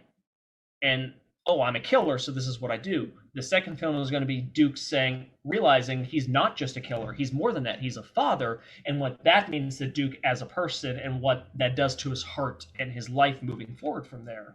And basically mellowing out and realizing he's not just a fucking murdering psychopath. He still kills people, but he has a son and he wants to protect his son, and he realizes that he could be good and he isn't a source of evil like he may have once thought. And then the third film would absolutely be, well, it's good that you came to a good conclusion about yourself, but you still have to face the consequences of your actions, because I'm never going to forget that Duke killed a lot of innocent people in the first movie. Granted, it was fun to watch most of them die. A lot of them were assholes, but they did deserve to be executed. And that's something Duke, and not only Duke, other characters are going to kind of have to face that theme of consequences of one's own actions. So 2 was always going to be the most personal and emotional story. I really wanted, another thing that was important to me saying it to Elaine was like, if the first movie is about a kid that we hate and want to see die, I really want the second movie to be about a kid that everyone loves and wants to protect and want nothing bad to happen to him. So this kid has to be a total sweetheart, very cute, has to be very adorable and kind, and everything in the lunchbox was not, is Robbie. And every single time I've watched this movie with an audience, that has worked. We absolutely nailed that. Everyone fucking loves Robbie. We just did a live screening in the Joe Bob Briggs Discord over the weekend, and everyone kept on talking about how much they loved Robbie, and as soon as someone hurts Robbie, all the text was like, no, he has to die. Evil dies tonight. Evil dies tonight. And seeing that like shift live was just like perfect. This is exactly what we intended as the writers and the creators of this, is that we wanted people to really love and attach themselves to Robbie like Duke would, so that when something bad happens, they're on Duke's side of like, yep, time to kill these motherfuckers. And it's great. Yeah, you definitely hit the mark. And full disclosure, Chris and I did catch the discreet premiere on your Discord server a couple months ago. Ari did not. So we're gonna kind of keep the spoilers at a minimum. But so we're definitely gonna have to stream it one day.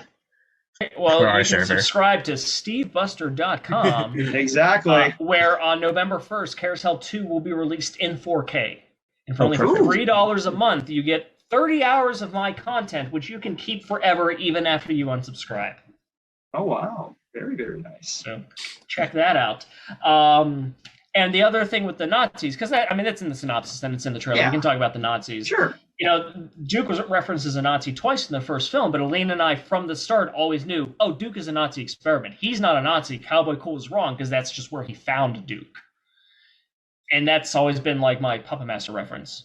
And I love Puppet Master 3, so I wanted a movie with killing Nazis, because who else is that fun to kill? Yeah, for real. So that's why we get a little bit into Duke's backstory.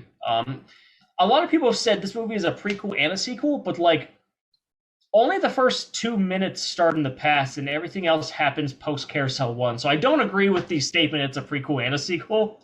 I think it's more the idea of shining a light as to who Duke was. No, I agree with that. Absolutely. So, and that's probably where they're getting the prequel part from. Because you're right, it's only a couple minutes in the past, the first 5 minutes, I think, if that. So, is there any parts you are very excited about, general terms? I'm honestly consistently excited about seeing people react to the father-son relationship. because I think that I did a really good job writing it. A lot of it was based on what I wish I had as a father, as a child, and what I've seen from other friends in my life, and just what I've seen from movies, and trying to combine all that into an amalgamation that actually makes sense and feels wholesome and real. And so far, it feels like I've done a good job, but I keep being excited whenever people are like, oh, to Duke and Robbie. Because you got a fucking inanimate carousel unicorn that murdered 20 fucking people in the last movie. And a fucking unicorn half-human Muppet. And yet people are feeling emotionally attached to them. That's a fucking win as a creator. And I fucking love seeing it work time and time again so far. It means so much to me. So I keep getting excited seeing that. Also, there was one kill that when writing it, and I won't say what the kill was specifically, but it was very, very important to me how I wrote it out in the script. And it was like one of the only things I storyboarded for the cinematographer editor, Scott Lewis, and very specifically described to him, because I was like, hey, so this is a reference to a lot of anime, and very specifically, I've been playing a lot of Devil May Cry 5 recently, so Duke has Virgil's sword, and this is what he does. And Scott shot it exactly how I wanted it. He cut it exactly how I wanted it, and at the theatrical screening, the audience went fucking nuts. And I was very happy that people like got the reference, or at least understood the concept enough that they were like, yes, this is exactly what I was hoping for. Very well done indeed. We are actually pretty over an hour, so I guess we'll kind of lightning round some of these last questions here. Yeah, absolutely. Even though we're still having a good time here. Future projects. Yeah, I'm not in a rush. I just don't want to be here until fucking midnight. Absolutely, yeah.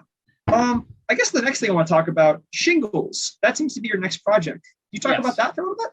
Yes, so there's this group of authors called Authors and Dragons. It's basically 7 different guys. They play this D&D campaign as a group, and they have a huge fan base worldwide.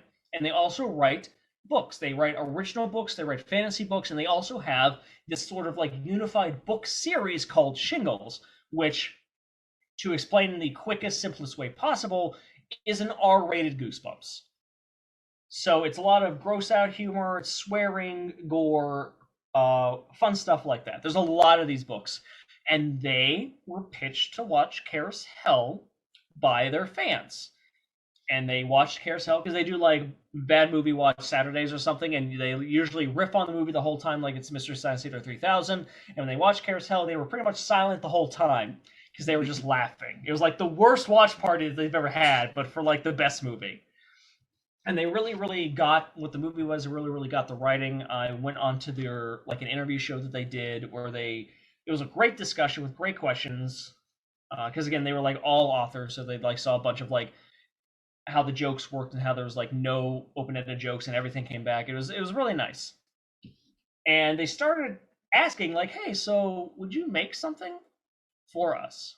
And at first it was like making a film of one of their campaigns, like one of their more simple versions of the campaigns. I was like, yeah, we could do something.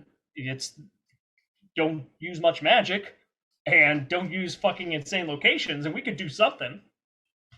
But then it became, we wrote a feature-length screenplay horror anthology of like 6 of our Shingle stories in one film. And here's the script. We want to hire you as the producer and director. What do we do? So I was like, okay, well, first thing as the producer is I'm going to look at the script and tell you how much this is going to fucking cost even before we waste any other time.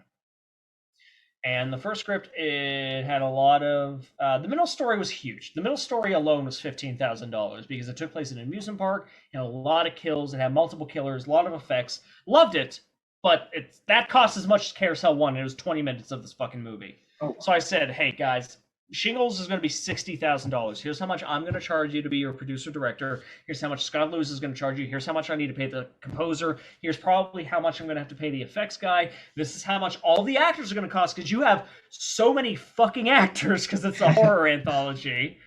And we need to pay these people. So it's $60,000. And they were like, yeah, that sounds about right. That's kind of what we expected, which was great to hear. Like I was expecting them to be like, oh, well, you made Carousel for $15,000. Yeah, because I didn't get fucking paid and Elaine didn't get fucking paid. And like Scott worked for fucking nothing. Like this is a real movie if you want to hire us for it.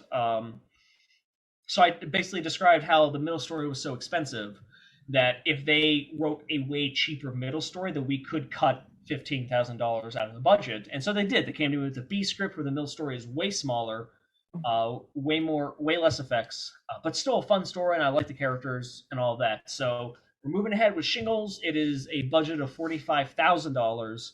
It is a horror anthology with multiple stories and a bunch of different characters, and I think it's going to be really fun. It's going to be really, really different, and I very much look forward to making it. So we're going to shoot it next year, and best case scenario, it'll be out October 2022. That's best case scenario. I don't want to make that an official release date. Of course, yeah. Production delays can be a real pain sometimes. So usually I'm good at not having them, but this is a much bigger picture. So yeah, for sure. I thought I saw that was getting funded on Kickstarter. So is that all the way funded?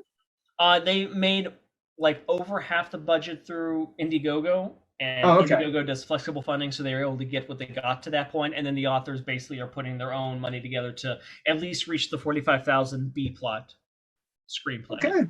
If the Kickstarter reached 60K, we would have done the A script, but we had the goal of the B script as the more realistic. This is probably what we're going to be able to do kind of goal, but it's still they raised over 25K for their movie. So between my fans, between their fans, and now the authors that want their stories to be brought to screen are putting the rest together. And now I gotta make a fucking movie again. God damn it. Just made Carousel 2. I thought I was gonna get a fucking break. Gosh. Shit. The grind don't stop, as they say. I feel bad for Scott. Scott had so much work to do on Carousel 2 because there's a lot of invisible VFX work, digital VFX.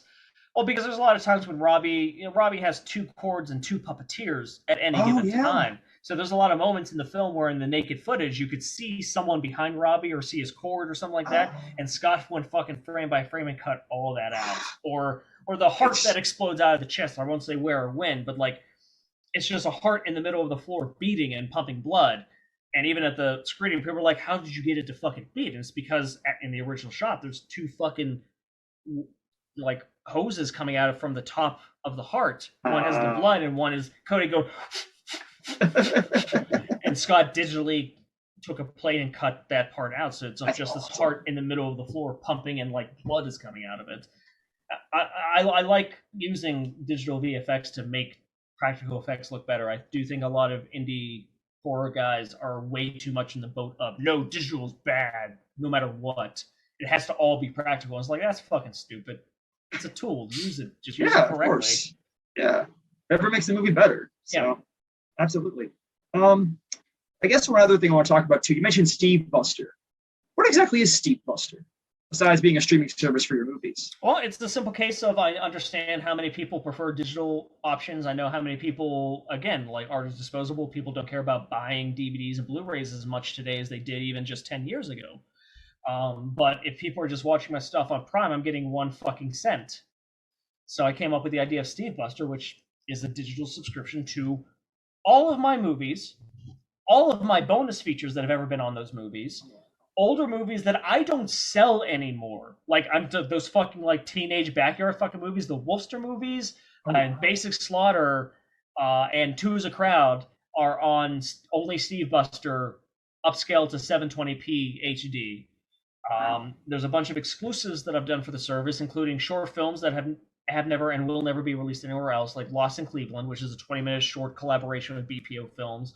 Or I finally made a new Butter, which is the first time in years, and a lot of people like the Butter shorts that I've done in the past.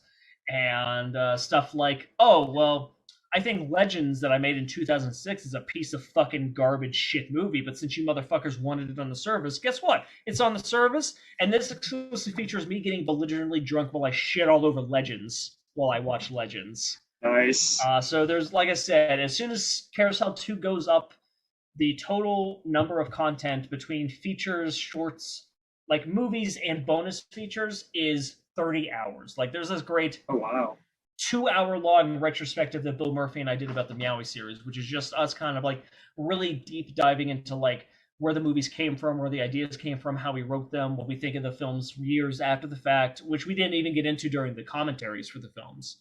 And that is only on Steve Buster and stuff like that. So I wanted to make a product that I thought was really high quality, that fans would actually absolutely appreciate, but also is kind of a potential gateway for people that may be like, again, like Carousel 1 was edited for Tubi. The sex scene isn't in the Tubi cut for Carousel. So some people that found that out, I said, well, it's uncut on the DVD. Well, I don't really buy physical media. Like, well, it's uncut on Steve Buster for $3, and then you can keep it. Just please don't share it. That's what I always ask. Like, keep it for as long as you want, so long as you subscribe for at least a month. Just don't fucking share it with anyone. That shouldn't be a tall order, but it fucking is.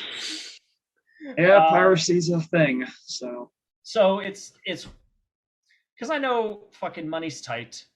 I know not everyone can afford to buy 11, 12 fucking Blu-rays. I get that. I'm not expecting anyone to do that. But at the same time, if you're only streaming my movie like once on Prime or even Tubi, which pays more than Prime, but not that much more, you really, in terms of financially, you aren't supporting me. Like, I get so little from that it barely adds up. And these movies cost a whole lot more than what streaming pays. So to me, Steve Buster's kind of like a middle of the road compromise. Like, you get it digitally, you get a ton of shit for less than the price of a DVD. If you subscribe for like 3 months for $9, that's less than a fucking DVD. You get all this stuff. But I'm getting way more from you than if you just watched it on Prime or Tubi. Like, if you watched all my movies on Prime, I'm still not. That's 10 cents versus $3 if you subscribe to Steve Buster. So it's been doing okay. Similarly, I never lie, so I'm not going to act like it's this huge financial success, but it's definitely got me a lot more money over the past couple of years, ever since I started it in 2019. And it got way more popular thanks to the pandemic, honestly. And now that there's even more stuff and more exclusives on there, that it's definitely got me a lot more money than I would have otherwise gotten from these other streaming options. So hopefully fans keep supporting it. Hopefully fans keep liking it. I'm going to keep on putting more stuff on there. Carousel 2 is the next big release, but, got some plans for some stuff coming up. Don't know how fast I'll get to them now that I got to start working on Shingles, but it's going to keep on expanding. It's never going to end. And once in a while, I do giveaways on there, too. Oh, even better. So sounds like a really good deal, to be honest with you. All the streaming services you can get, $3 for everything, lifetime access. Yeah. Rock solid to me. Absolutely. All right, so I guess we can hit the lightning round now. Pure lightning round, where it's just fast-paced questions about you. I guess I'll start, being a big wrestling fan. Favorite wrestler or wrestling era? Let's start with that. Favorite wrestler is honestly a consistent tie between Okada and Kenny Omega. My God. Okada's like the god emperor of wrestling that doesn't do anything like exceptionally flashy, but does it so fucking perfectly. And his aura is exactly what a fucking champion should be. And Kenny Omega is just fucking so good in the ring while also being a giant fucking nerd and also hilarious. So it's consistently those two. I'm not going to pick fuck you. You're not going to make me. Wrestling era is harder because when I was a kid, I liked WWF growing up. And then I fell out of WWE in my teens. And for the longest time, I thought I didn't like wrestling because it was so stupid and uninteresting and nothing was good about it. And then when I started watching New Japan in 2017, I was like, oh, I didn't stop liking wrestling. I stopped liking WWE. So like that kind of like peak of me finally rediscovering how much I loved wrestling from 2017 to 2019 is probably my personal favorite era, but it's a complete anecdote because I don't know how much of an era that would be, but like that just like wave of like, this is what I loved and it's way better than what I used to love. I believe it. I know a lot of people who converted just because of the stuff they were putting out in Japan. It was unreal, real heater period. Getting to see All In live was definitely one of my peaks as a wrestling fan. Oh, you did? Oh, yeah. Nice. Nice. You guys have any questions? Okay. It's spooky season. Favorite horror movie? Nightmare on Elm Street 4, The Dream Master. Ooh. Actually, that. It has my favorite horror protagonist. I really like Alice because she has a complete character growth from the beginning to the end of the film. It's visual and personality-wise. I love the visuals of Nightmare 4 the most in the franchise. It's so fucking colorful and bright, and I like that. Freddy's makeup is at his peak, in my opinion. His glove is my favorite glove. It's got an MTV feel to it, but I use that as a compliment. Some people think that's bad, but I think it's really indicative of the fucking 80s. Like, that's the most 80s feeling movie to me, and that came out in 88. But between the hair and the pop culture references and the way the world looks and the way it's shot, it's so fucking 80s, which, again, I say as a compliment. And it has some of the most interesting mythos in the franchise that they never fucking got back to, and I'm still mad about to this day. They introduced this awesome idea that there's a negative gate and a positive gate, and like, oh, Freddy's actually the reason why Freddy has all these powers. He's the guardian of the negative gate, and the guardian of the positive gate has been gone. Oh, it must have been Alice's mother because she knew what the fuck the Dream Master was, and now Alice is the Dream Master. She has the same powers as Freddy. This is amazing. I can't wait to see what they do with this in the sequel. Oh, Alice doesn't have powers anymore, and she gets really sad because she has a fetus. Cool. It's, If I ever did a Nightmare movie, I would bring back the whole Dream Master mythology because I think that's the coolest take on Freddy. As someone who just watched the Nightmare on Elm Street movies, I very much appreciate that rant because I really did like 4, and then I feel like they dropped the ball with 5. Yeah. Now I like 6 still but I like 6 because it's basically an R-rated Bugs Bunny. Yeah, and I fucking love silly, wacky stuff. So exactly. But yeah, 5. Favorite... I love the comic book kill in 5 though. I do want to give at least some credit to 5, as the whole combo kill is fucking possibly my favorite dream sequence in this franchise. Because the entire set is black and white, and all the costumes are black and white, except for the dude that's in color, and it looks phenomenal, especially in HD. Pro tip though, the 2013 Blu-ray release of the Nightmare on Elm Street series, they fucked Part 4. Really? I don't know why they wanted to fuck on me, but they did. And they darkened the entire movie, and all the colors are gone, and I hate it. Apparently, the HD rental you can get from Amazon is good, but I don't want to fucking pay $3 to rent something when I have the original DVD where it still looks good. So I'm hoping Shout does like a 4K release of Nightmare where the colors are fucking corrected for. Favorite quote-unquote B movies? I mean, obviously the Evil Dead franchise. That's probably my go-to. I don't know how B-movie Phantasm is, but the Phantasm franchise is also some of my favorites, especially 1 through 4. I'm glad 5 exists, but it's the only one that I don't love in that series. Those are the ones that come to mind the most, I'd say. I would say the Ernest movies, but like the first 4 of those were fucking funded by Disney, so I don't think those count. I wouldn't say so either. The commercials maybe, but those are shorts, I guess. I fucking love those commercials. I own all those on DVD for sure. Still drink Mellow Yeller to this day. Nice. So you talked about being like the 999 in a million for the odds of being a filmmaker. Let's say you hit that one, and some studio exec gives you a key to the kingdom to do like any kind of major IP you want to do. Make a story with any major character, whether it be Marvel, DC, Disney, whatever. What would you want to do? What would you want to do a take on? Live action Ronin Warriors. Ooh. Because I think that it's basically a fucking sick-ass version of Tokusatsu, and I love Tokusatsu, and I think it'd be really cool to do all the armors and all the monsters and stuff in live action. And I've already when I was a kid, I outlined it, but you can make that entire first season of the show into a 2-hour movie. Like, you can tell the whole story and not really lose anything. And I think there'd be a lot of forward momentum with it, and there'd be a lot of adventure, a lot of action, a lot of cool visuals. I would love to do that if I was given keys to a kingdom. Otherwise, I'm going to make a fucking Power Rangers movie that isn't ashamed of being a fucking Power Rangers movie. Well, 2017 got kind of close. No, it didn't. Kind of felt that, didn't it? I don't know. I like the Angel Grove stuff. Maybe it's Look, I'm not going to knock anyone that likes the movie. Please don't get me wrong. I'm not one of those motherfuckers. Yeah. It's just, as a fan, I watched the movie just like this. To me, this was not a good Tokusatsu movie. This was not a good Power Rangers movie. And even if I ignore its sources, this wasn't even that good of a fucking superhero movie. It was just so milquetoast. Only Elizabeth Banks felt like she was in the correct genre. She was the only one fucking bringing it. I can buy that. Yeah, absolutely. Good take. Absolutely.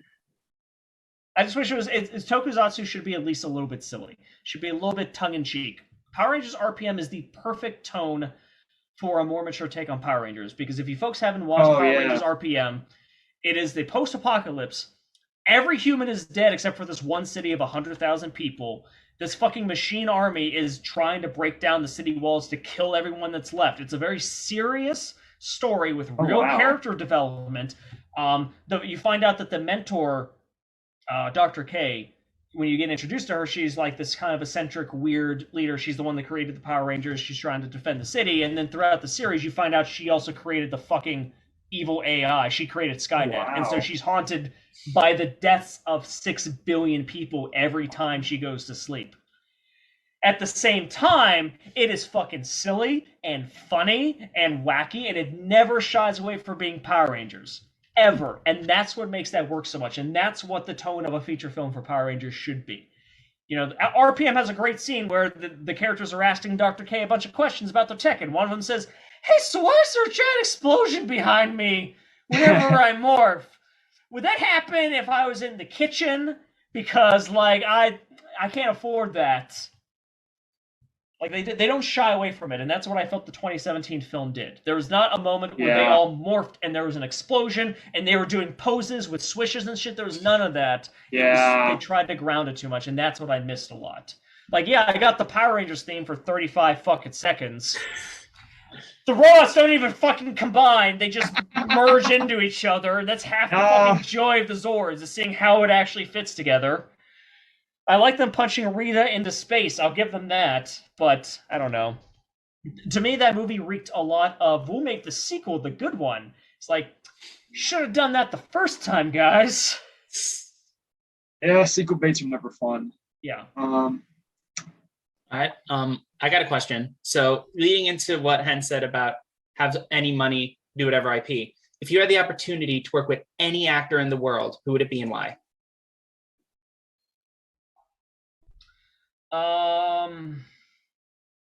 Either Sam Neill, because he's a fucking goddamn pro that really brings it in horror, even though he's only been in like 3 fucking horror movies, or Brad Dourif, because I think he's the greatest horror actor of all time.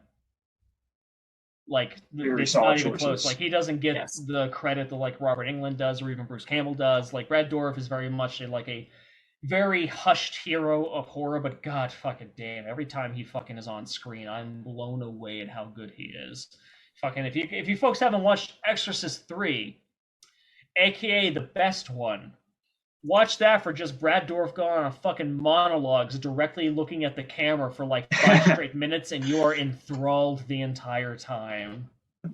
That's interesting. I've only seen the original Exorcist, so. Well, don't watch 2. Or anything past 3, but like, I'm not fucking just kidding. Like, there's 2 cuts of it, and I haven't actually seen the director's cut yet, because I read something wrong which said Brad Dourif wasn't in the director's cut. I was like, oh, well then I don't fucking care. But it's the opposite. There's more Brad Dourif in the director's cut and not another actor that they added for the theatrical cut. But even then, like, every reviewer has said, like, is the director's cut a better version? Not really. It's just different, with more themes and more spookiness, but less like set pieces and stuff. So there's 2 of the same story, just done differently. So don't go out of your way to watch the director's cut if you can't find it, but I would absolutely suggest you to watch The Exorcist 3 on Tubi as soon as you can, because fucking it's wonderful. Definitely. Someone may denominate that for something. Wink, wink, nudge, nudge. Favorite thing you've watched this year? Zack Snyder's Justice League. Yes! Yes! I am not exaggerating when I say that for as long as I can remember, from like 5 years old to adulthood to now, I have wanted to kill myself every single day. Every single day. The thought has never gone away. And then when I watched Zack Snyder's Justice League, as I was crying at just the optimism and the message and just the good feelings and the fact that this was such a love letter to his daughter who took her own life, and the 4 August that comes up, and then her favorite song starts playing. And it's all this perfect work of art for me that I have not felt suicidal since I watched that movie. That is not a joke. That is not an exaggeration. Zack Snyder's Justice League made me not want to kill myself anymore. I also think it's just a good fucking movie, and like this, like the Flash time travel scene is everything I've wanted as a Flash fan on live action. That I am in tears every time I see it. It's fucking perfect. I just hope Flash 2022 can handle that, keep the momentum going. We will see. We will see. I won't believe that movie exists until I'm walking out of the theater when the credits roll. Like I still don't believe it exists. We're close, I think. It's gotta be. We were close to 2018. I'm not fucking banking on anything. We got a trailer this time, so They cancel it. So close. I remember that we got the trailer for the Justice League too. Remember how that worked out? Yeah, it's true. It's true. When they fucking re-put up the trailer for like Justice League because it came to 4K, but it was a theatrical cut. I loved watching that trailer again now after seeing the Snyder Cut. I was just like, oh, look at all this footage that isn't in this fucking movie you're using to advertise. Yeah. I'm just glad it's not in the vault anymore. It's being put I to very agree. good use. I'm so glad it's out. Is Steve Buster the name a reference to what I think it is? Blockbuster. Yeah, there we go. That's what it's also the same font and colors as Blockbuster. Oh, is it really? Yeah. Oh, wow. That does not surprise me at all. But well done. Well done. It took a lot of research to find out what font Blockbuster used. Really? More than I care to, and maybe I'm just fucking stupid. But like, it took me a while to figure out which font Blockbuster used in order to find that font to use it. Well, they definitely did have a unique font from what I remember. It wasn't anything I saw before even after, so I can buy it. It's not like how the Batman Forever font is used fucking everywhere. I don't know how much you've noticed that, but like I feel like I see that font fucking everywhere. New Japan uses it on their referee shirts. Does it really? That's the Batman Forever font because I used it for Super Task Force. So I could recognize that font the fucking minute I see it. Oh, yeah. No, you're right. You're absolutely right about that. Absolutely. Any other questions, guys? Or favorite art form that isn't movies? Probably video games, because there's that level of interaction which lifts video games to a way of storytelling that I feel like nothing can match when it's done correctly. Nier Automata is this like most perfect. It's one of my favorite experiences of entertainment, of art, because so much of it is based on the interaction that you do. And there's so much to the story that is based on you directly, not the character you're controlling, but you. And the messages and the optimism at the end, especially, and like, fuck it, spoilers. The game's been out since 2017. Fuck you if you haven't played it yet. It has multiple endings, which is more like acts. But when you get to the final ending, it's a downer ending, which almost all of Yoko Taro's games have. And in this ending, one of the other side characters, your pod, your little robot, is just like, fuck this. I'm going to fight against this. And it asks you directly, like, are you okay with this ending? Do you want to change it? And if you vote to change it, you actively fight the creators of the game. You destroy the end credits, literally to force them to go away so that you can change the ending. And you keep on dying to the point where you can't make it further. And you keep on seeing messages. You don't know what the fuck they say, but they're optimistic messages telling you to push forward. You can do it. I was here too. And then eventually, if you die enough, you get surrounded by a bunch of other cursors, and you realize that those are other players that are literally helping you to do it just so you can get to this better ending. And then you make it through all that, and you get a great... I'm tearing up just fucking talking about this. This is how emotional this fucking ending is for me. This is the only game that's made me cry happy tears. Let me clarify that. The fucking chorus during the end credits is the development team singing the song of the fucking end theme.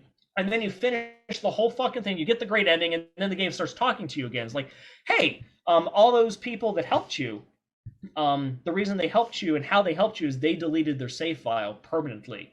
They erased all of their hard work just to help you. Would you do the same? Are you sure? You might help someone you don't even like. Are you sure you want to do this? And you can completely wipe your save data and all of the work you've done on this game just so you can actually, in real life, your cursor will go help another player during their ending when they need help. And that's just such an optimistic view of like what people could do for each other, even though there's no reward. You're just doing it because it's the right thing to do. And that could never fucking happen in a movie or a book or a painting. Like, that is so fucking unique to video games, and that's why I fucking love when video games are done right like that. Yeah, that is a very awesome ending. Yeah. My next question was advice. Well, my next question is going to be favorite video game, but I'm going to guess it's that, unless you have another one. No, that's probably my number 2 or 3 of all time. Okay. My number 1 is Xenogears, the PS1 RPG, because that influenced a lot of my storytelling because it was so fucking bonkers. And like, there's so much backstory and there's so much world building, even in just this one singular game. And then it ends with episode 5, and like, wait, what? Like, oh yeah, it's a 10,000 year story. Fuck, oh yeah, let's fucking go. And I love that. And Then that fell apart, and he didn't get to make any more games. And then he got bought by another company, and he started with Xenosaga Episode 1.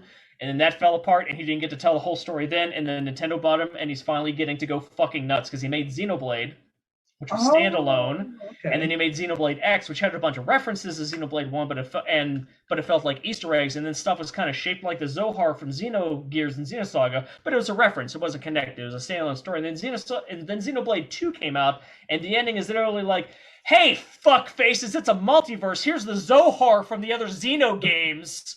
Anything can happen, bitches! Ha ha! Now I'm super excited to see what he does. I feel like Tetsuya Takahashi literally said, I don't know how many years I got left. I really get real weird with it. Advice you have for aspiring filmmakers? Become good at scheduling, be good at organization and keeping all this stuff straight, and also learn the phrase good enough. I know way too many people when they're making their first movie that are obsessed with perfection, that are obsessed with, oh, this has to be exactly right, or this hair has to fall exactly here, and that you're going to waste time, you're going to go past schedule, you're going to go over budget, you're going to lose quality filmmaking time if you hyper-focus on something that at the end of the day probably doesn't matter. That doesn't mean accept something bad, that doesn't mean not care, but if something works and you can't get it better no matter how much you're trying, you got to learn the phrase good enough and move on, because the whole movie matters way more than this one fucking shot. Very, very important advice. You guys have any other questions here for Steve over here?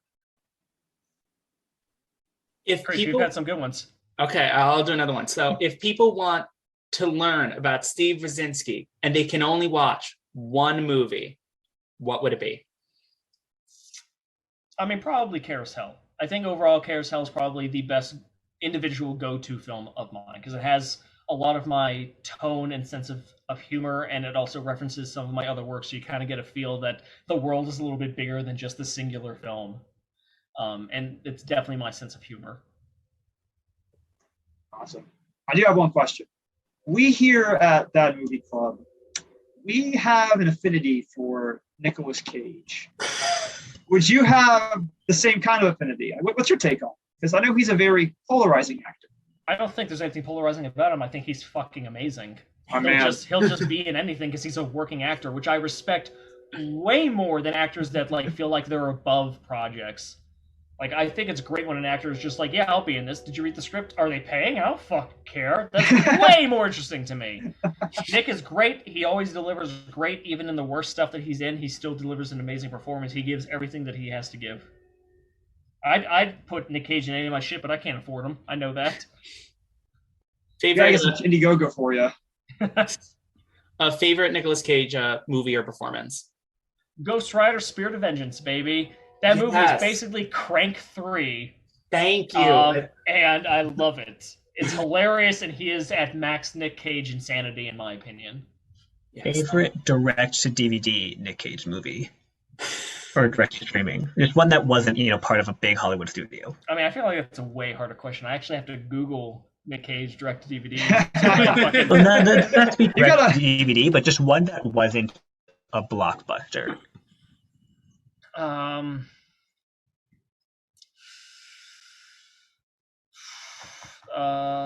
Fucking.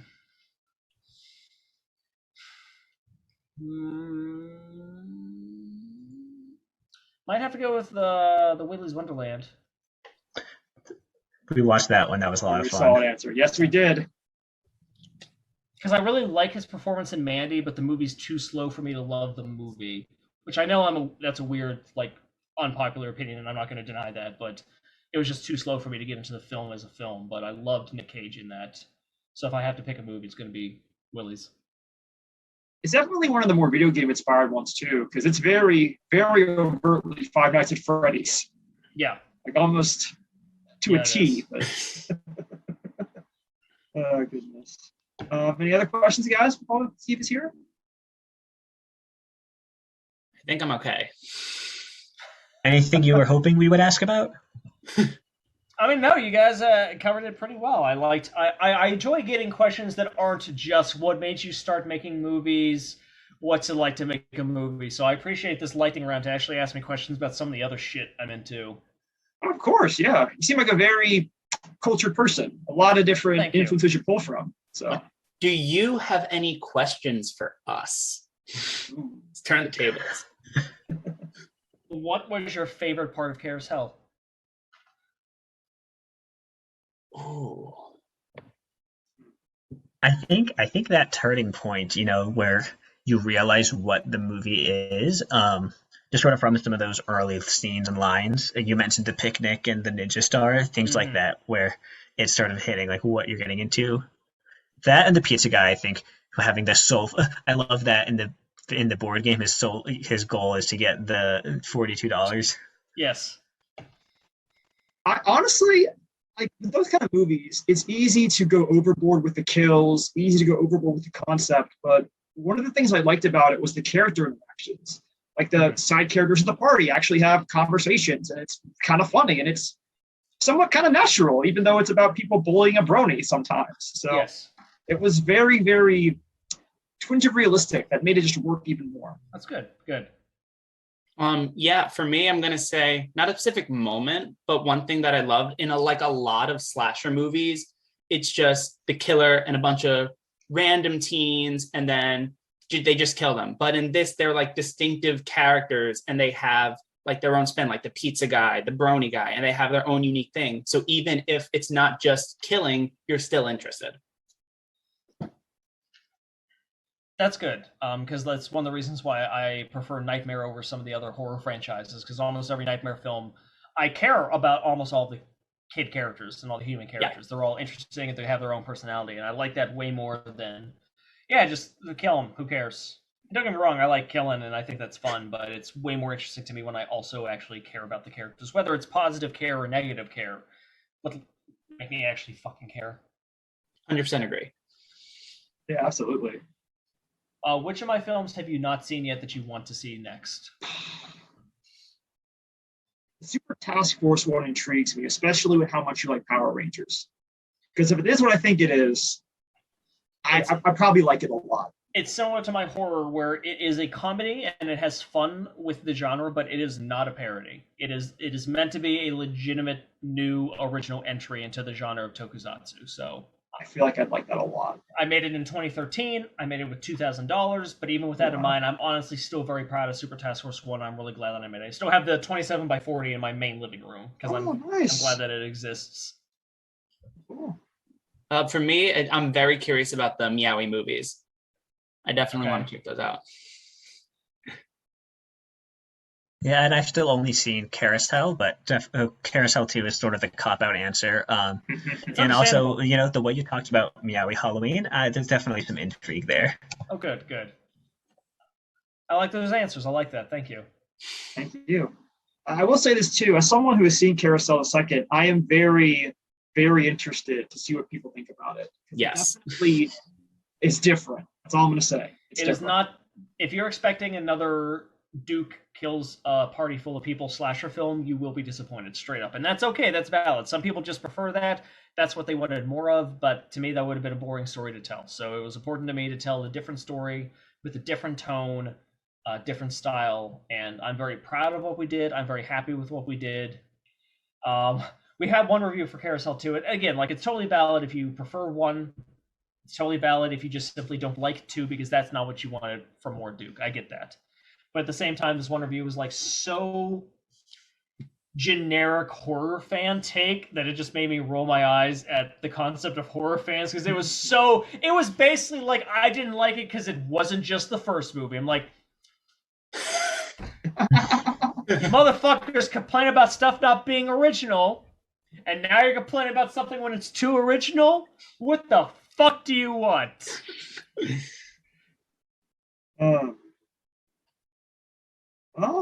I think that about wraps it up for here. It was very nice talking to you, Steve. Thank you very much again for taking time out of your day to talk to us. It was nice getting to know you even better too, because it seems like you have a very interesting backstory, very interesting mind to pull from. And I know we're all looking forward to more of your work. Thank you very much. I very much appreciate that. Thank you for having me on your show.